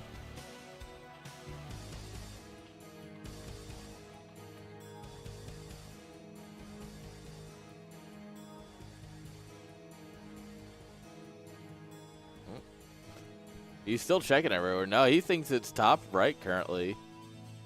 And now he's pulling them all back as his Ling realized, oh, nope. Bottom right. Yeah, you even checked the bottom left of the lane. You definitely don't know for sure. And it's right, because it's hard to know exactly what's going on based on scouting information alone, because sometimes your opponent could be doing something weird as well. You don't know for sure. That's one of the weakest things about Zerg is scouting, because a lot of like Protoss and Terrans, they'll dive into like, if you like right here, you can dive in here and check if the Overlord's coming across, stuff like that. That's such True. a common thing for so many matchups and so many maps. Yeah, I think ZVP is one of the only exceptions to that rule where you kind of have an advantage in scouting over the Protoss. Yeah. That's fair. Unless they spot your Overlord in the middle of bases. They do the pop-in scout. Yeah, but it's more that you can deny the probe from scouting you until the Corsair is out and they don't know what build you're doing. That's true. The probe dies very quickly. Unlike the SCVs that have 8,000 HP. Yeah, I wonder what Artosis would rather. Would he rather 40 HP SCVs that can shoot as far as a probe or 60 HP or zero range? Ask him that. That would be a fun segment. Like a couple of would you rathers type thing. Yeah. Would you rather type deal? I'd be down with that. I'm definitely going to write that down for the next CS LAN. Like have the players come out and do a media day. Like, all right, would you rather this or that? Mm-hmm.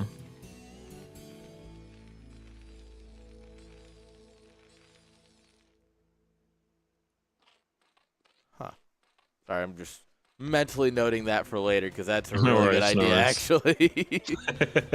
Shoot.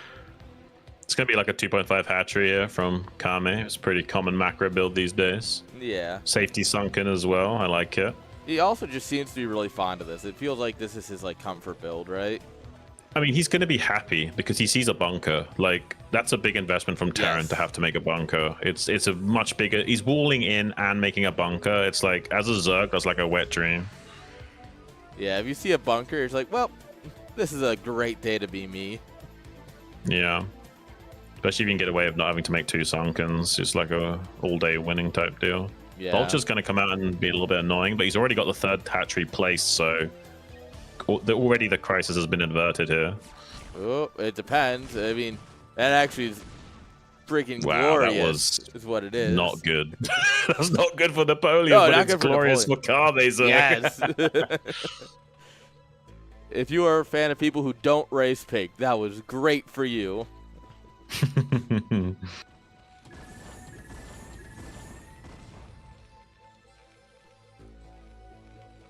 I mean, is he? You're just going to go mech here? Yeah, okay. Interesting. All right. Mech on this map with cross map? I mean, it's ballsy, I'll give him that, but... We'll see, maybe he can make this work. It's also just 4 factory, not 5.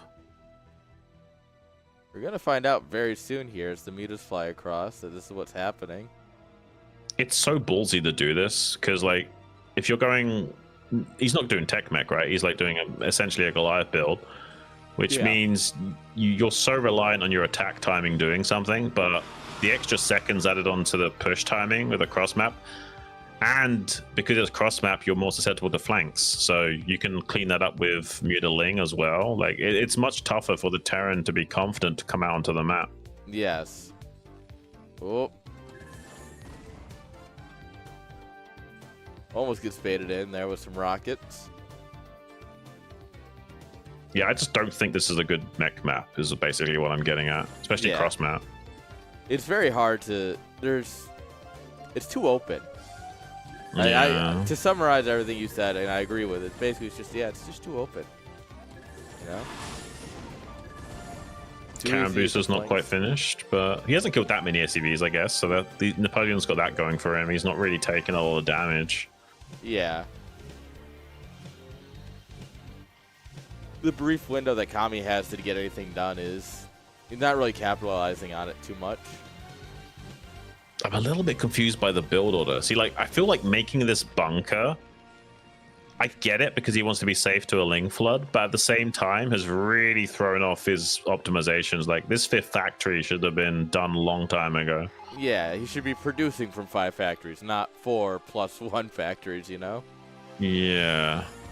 He might still be okay, but... That's a great way to start it. Maybe Kamezerg will under-defend against the timing of this still. And I mean, if you can get a control group and change of Goliaths and a few tanks, like, it's still a scary army if it gets across the map. Right. But you still got to get across the map, and Yeah. you've got time to sunken up by then and stuff. It's, yeah, a little bit harder for the Terran to find that timing window.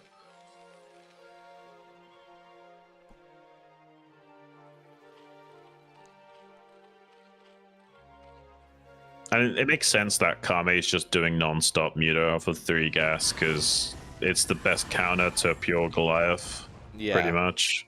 You only really want to transition into Hydra against Tech Mech, where they're going to be going fast startle.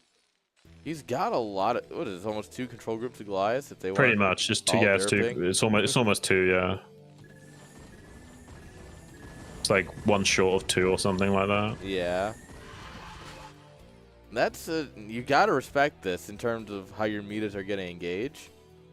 Yeah, yeah, and he's lost a few already, right? Like he's wasted like a few meters here and there. He's got some borrowed links to see the movements of the Goliaths, which is nice. He hasn't sunk in the 3rd. Okay. Well, he's going to be relying purely on... Oh, this is super annoying, having this one little Marine come over here. It's going to pull the mutas out of position ahead of time. Maybe the Goliaths can get some chip damage on the mutas as well. Yeah. Ideally trying to get him to take a fight he doesn't want here. Right. Oh. He's going to go dive for it now. It's really hard to tell who's winning this fight because it can look like the Zerg is losing until they win.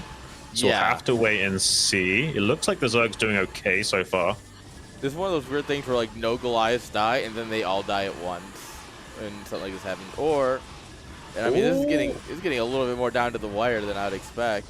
I think the Zerg still got it, yeah. He still got it. It's really hard to call those fights, yeah. Because like anything in Brood War that shoots missiles, they kind of derp if you're directly above them. Right.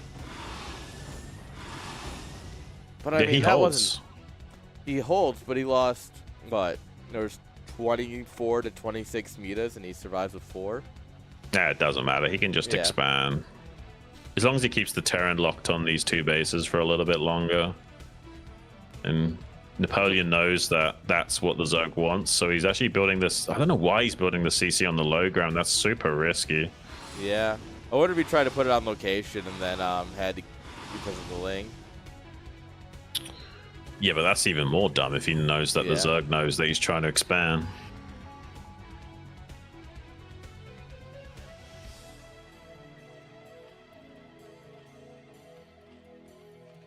Okay, well, the Zerg is ready to transition, and the Terran had to cancel their CC at the 3rd, so... This is coming up. Yeah. Coming up Kame. I would say so.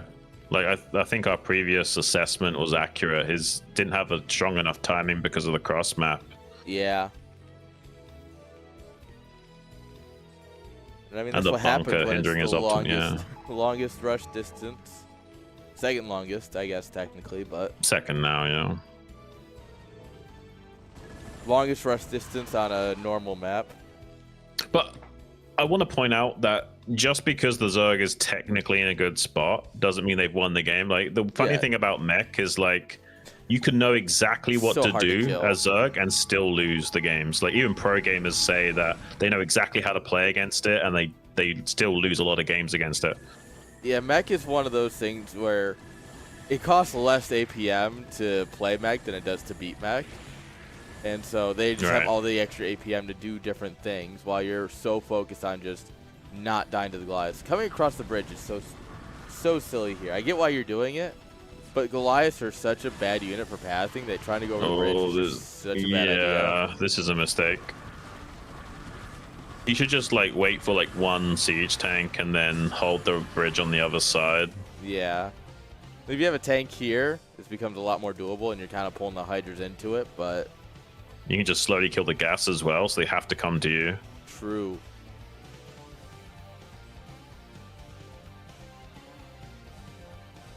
Okay, looks like counterattack might be the aim of the game here for Kame. He's going to try and challenge this 3rd. I mean, I think that's the right call, too. Because as long as we're trying to go over these bridges... He scans it, though. He's going to just charge across the bridge now that he knows all the army's out of position. We could see a little bit of a weird base trade scenario here. A base trade in TVZ as mech. How many of those have you casted, you know? Not many. Not many. I could almost count them on one hand. Yeah. Wow. He's actually going to kill the CC, I think. Repair it, boys. Repair it. Come on. Nah, they're not paid enough, man. I mean, I get it. As someone who's certified not paid enough, I get it. And this is the problem with trying to take out a Zerg base, is that it's also where the reinforcements spawn. Yeah, 3 hatcheries on top of you. A lot of units trickling out of that. So this is a massive win for Kame. He defends and is successful on his counterattack. What can Napoleon do to recover from this? He's finally got some tanks out, but they seem so late now. Yeah, I don't like this at all for Napoleon anymore. Like, we've seen him fall apart to just straight lurker or straight Hydra, you know, like Hydra lurker. I don't like it when he's already fallen apart to the mutas, and now we have a bunch of Hydras coming in. Yeah. Maybe a run by into the main with the vultures is viable here. I could do it.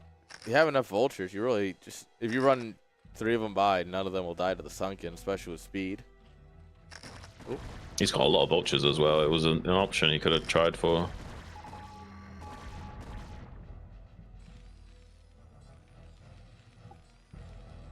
Oh well. I would think that would have been a good play, because he's already behind. I think you run into the main, mine the ramp, and then kill the drones. I think that's one way of getting back into the game, but it's okay. He's going to just try and grind it out, slowly but surely, somehow. Are you a big fan of trying to mine the eggs and larvae? Yeah, it's not a bad idea. It's not a bad idea at all, especially if like you're trying to make high cost units out of them, like mutas and stuff. Yeah, it's one of the many things about mech that tilts me is like, oh, okay, I've got larvae. Let's make and all that. Never mind. Yeah, plus vultures actually kill larvae pretty quickly, so you kind of force them to make something with the eggs and then kill them with the mines. Yeah.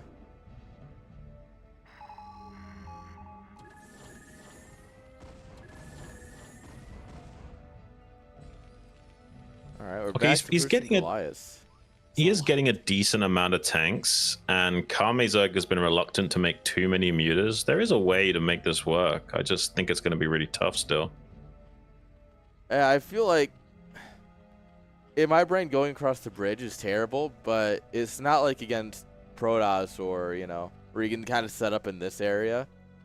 Like the Terran army's not really, unless you have enough tanks, you're not really set up to take fights from 3 angles as Terran.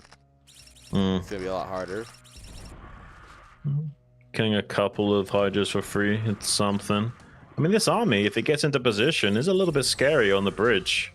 True. It's really hard to wrap around with the Hydras against this. We do have a full control group of mutas, so the Goliath will have some work to do.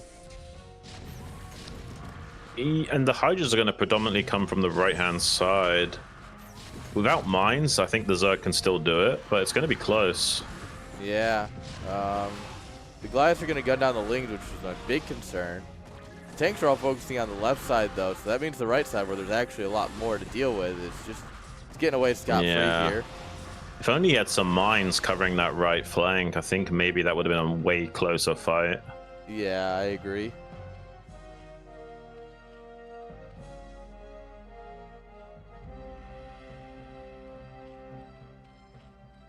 Well, I mean, this situation actually just got worse for Napoleon, if that was possible. It certainly now is the case. Oh, don't worry, it's about to get even worse. It doesn't even finish the CC. No. Oh my god. It gets worse. Yeah, he's luckily got enough Goliaths to ward that away a bit, but not enough tanks to stop the onslaught of Hydras, I feel. Yeah, I think Kami just needs to rally a bunch of stuff down here at this point. Yeah, also, I think... maybe the mutas on the tanks would be better than the mutas on the Goliaths and the Hydras on the tanks, but... Oh well, it's still going to be a mostly dead Terran army. And the SCVs are now going to go down a little bit. Yeah. Yeah, I don't think we need to run here. We just need to... Well... I guess the SCVs kill a Hydralisk. Yeah, he's actually going to clear this up, but I mean, there's a massive amount of Hydras out on the map still. This is far from over. Yeah, there's a lot streaming down here. Oh, jeez. And yeah, if you're Kami, I think you just expand twice and then just keep rallying Hydras across the map until you win. Yeah, pretty much it should be just be non-stop Hydra production, running it down while like taking another base. This is painful for Napoleon. I mean, it could have worked on a different map as well, which is so frustrating for him. Yeah, or if it wasn't even cross-spawn, you know? Yeah, yeah. At least it GGs. wasn't Crushborn. GG, man. Well played. Very good mana from Napoleon as well. And you got to take your hat off to Kamezerg. He fought really hard in this group and showed some real fighting spirit. Absolutely. Especially on Fighting Spirit. All right. All right. Let's see if we can get an interview real quick. See what he's saying. Well, we already know one question that needs to be asked.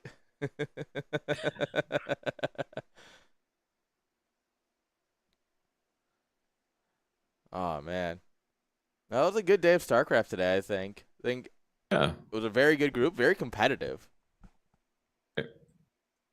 Like Happy Zero managed to get out 2-0 so we can.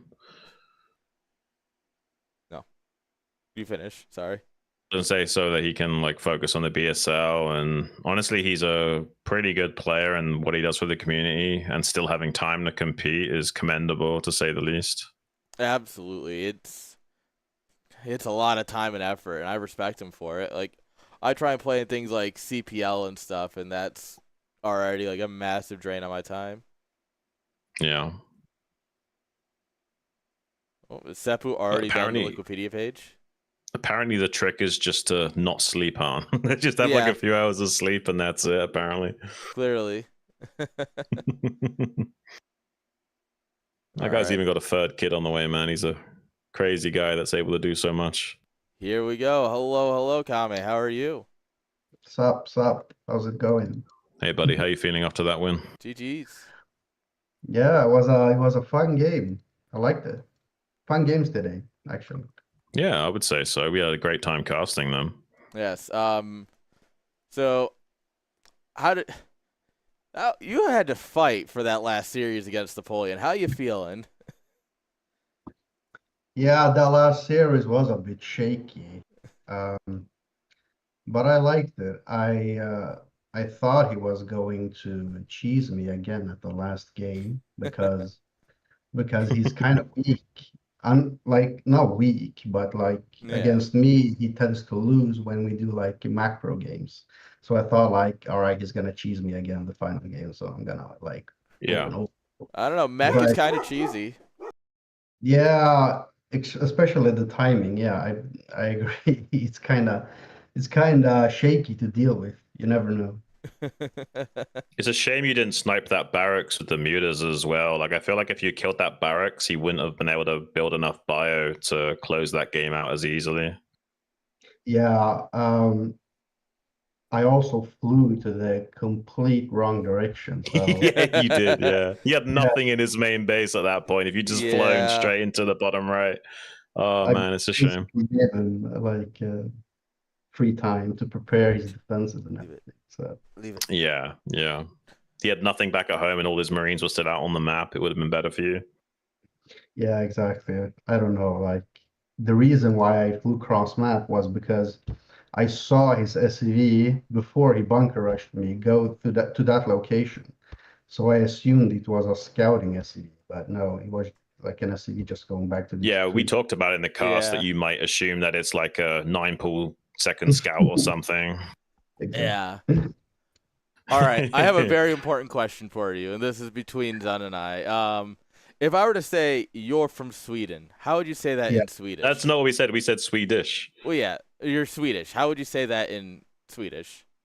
You want me to say I am from Sweden in Swedish? Or No, you're no, Swedish? no, you're Swedish. You are there's a- Swedish. You want me to say you are Swedish in Sweden in Swedish? Yeah, Yes. yeah.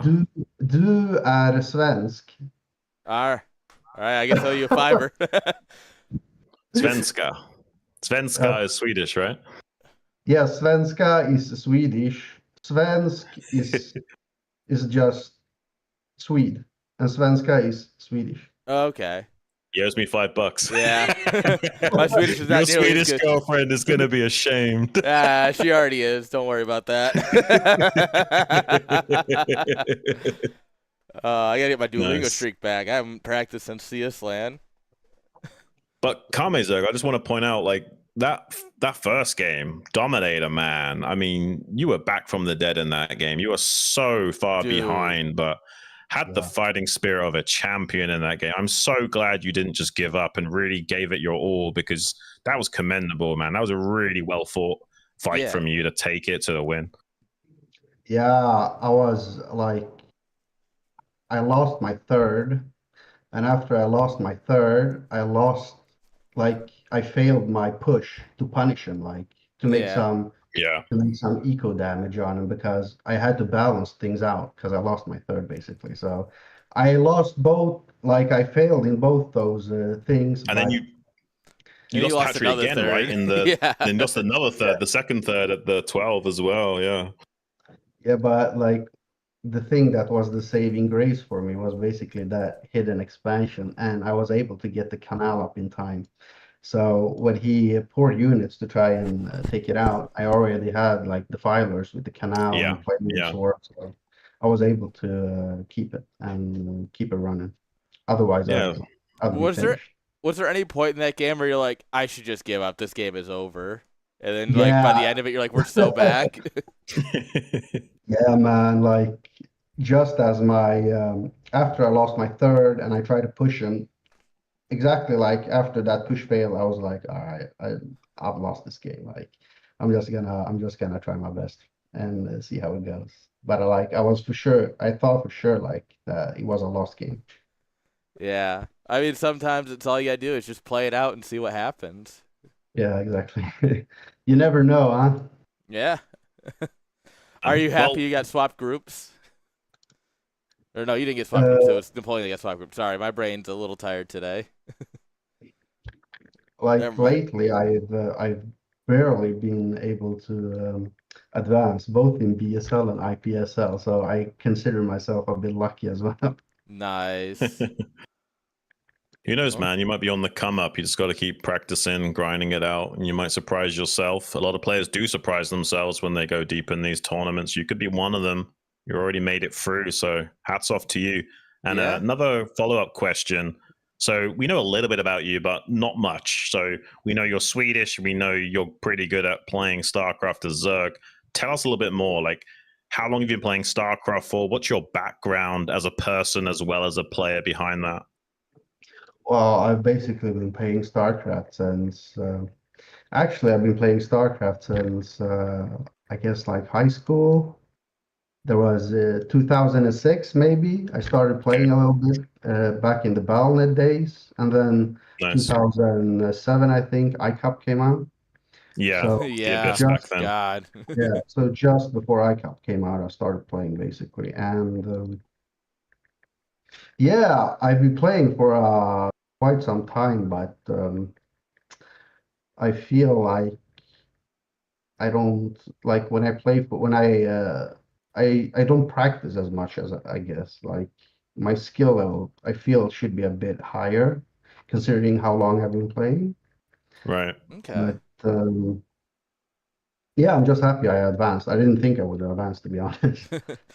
All right. Well, obviously, you didn't expect to make it this far, but how are you feeling? Is there anyone in the round of 8 that you're hoping to get, and you're like, maybe I can make it through another series? Is there anyone you got on your radar? Yeah, but if I get a Zerg versus Zerg, I'm in trouble because like that's my worst matchup, to be honest. I'm really shaky in Zerg versus Zerg. If I get like Striker or Eon Zerg or some other good Zerg player, I don't know. I must like try and practice a lot for it, I guess. All right. Then what's your best matchup? Sorry. Zerg versus Protoss is the simplest matchup for me. Oh, so you want to get DeWalt. Got it. Well, there's DeWalt, Bonif, and Dragon. I guess Dragon would probably be your pick out of those three of what you'd rather play against. Or what would you say? Well, if you give me the option between Eon Zerg or DeWalt, I'd actually go for DeWalt, to be honest. I respect it. That is belief. You got this. Yeah. You've also got a very unusual style compared to most Zergs, right? Like you don't play the standard meta. You love to kind of have your own take on things, especially versus Protoss. I've seen some of your games. Talk us a little bit about through your thought process and why you play the way you play. Yeah, basically. So how I play versus Protoss is just like I put a lot of emphasis on scouting and making the appropriate response to what they do. So it has a lot to do with like forge timings and gas timings when they take their gas. And so basically, if they delay their gas, they're gonna have a lot of zealots, a lot of mineral units. So you want Yeah. to, Mm-hmm. like have mutas or lurkers against that. So. I don't know. I just go for what I think works the best, and I like, and then after that, like I just hope it works basically. But So would you say you're playing with a lot of like freestyle based on what you scout, or do you already have kind of like a preset decision tree that you follow while you're playing? I think it's a mix of both. Okay. Like each you have your like standard way of playing, right? But there like each situation is also at the same time different. So Mhm. you got a wiggle room, you know. You can Yeah. like um take a different kind of approach depending on how the opponent plays. So I have a question about the games today. Against Zero, Yeah. game two, you won it. How did what was your thought process? Like you went Scourge first and managed to put him on top of his egg and snipe his first muta. Was there just like this map's got a short rush distance, I can have some fun, or was it just please work, please work, please work, and then it worked and you're like, ooh. Yeah, so initially I was going to push him with Zerglings, but I think he made more Zerglings than me because he had Yeah, he did. Yeah, a lot of he had a Zerglings. lot. And he had his Sunken. Mm-hmm. So like he spent a lot of minerals. I think he was low on drones, am I right? Mm, Should have been more aggressive with his Zerglings in that game, probably. Yeah. yeah, I think he had the drone counts weren't too far off. I think he might have had. I'm trying to remember. Well, he initially made less lings, so he got away with some extra drone production Mm, previously, but then he made more or less exclusively lings, if that makes sense. So yes. the balance of drones evened out a lot, but he ended up with more lings than you initially for a while. Yeah, I think he knew I wanted to push him with my links because I was quite aggressive with them, and he ended up making more links than me. And when he attacked, I already had my Mutalisks out, so it was no problem blocking that attack. Yeah. And I had the Muta advantage like from the get-go. So yeah. He had some So funky what? rallies, but other than that, it looked really solid. Yeah, you had to rally into his main base, which almost cost you the game because you got a few mutas that were caught out of position a few times. But I'm happy you managed to close it out, especially with it not being your best matchup. It's nice to see new players come out of the woodwork and showcase their talents. And Oh, big shout out to you for making it through to the round of 8. That's a big accomplishment. You should be proud of yourself. Can we expect to see you a lot more in tournaments? Are you going to train harder or about the same? Like, what's your thoughts going forward? Yeah, I definitely want to make it in like more tournaments and play more because tournaments are fun. I like tournaments. I like playing in tournaments. It's much more fun than just like playing ladder every day or something. But yeah, I definitely want to try and practice more because I want to show better results. And yeah, so going forward, I'll try my best basically.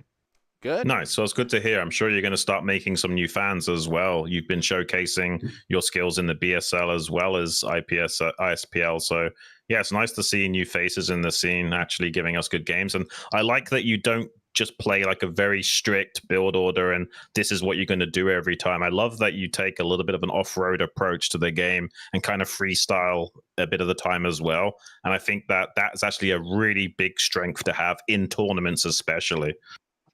Yeah, because like, where's the fun just copying some other player? Like just playing like just copying straight off of like a Korean or something. Like you He gotta have a gets little it. fun with the game. You gotta put your own print on it That if you do love that. to hear that. Base That's take. Yeah, we absolutely love to love hear to that. hear. Any All final right. questions from you, on? I have one final question, and this is more of a personal curiosity. You don't have to answer. I get if you don't want to. But are you from northern Sweden or southern Sweden? I'm from dead center, middle of Sweden. Okay, perfect. Wait. Let me quickly ask you a follow-up question. What's the true capital of Sweden? Is it Gothenburg or no? Is it Stockholm or Gothenburg?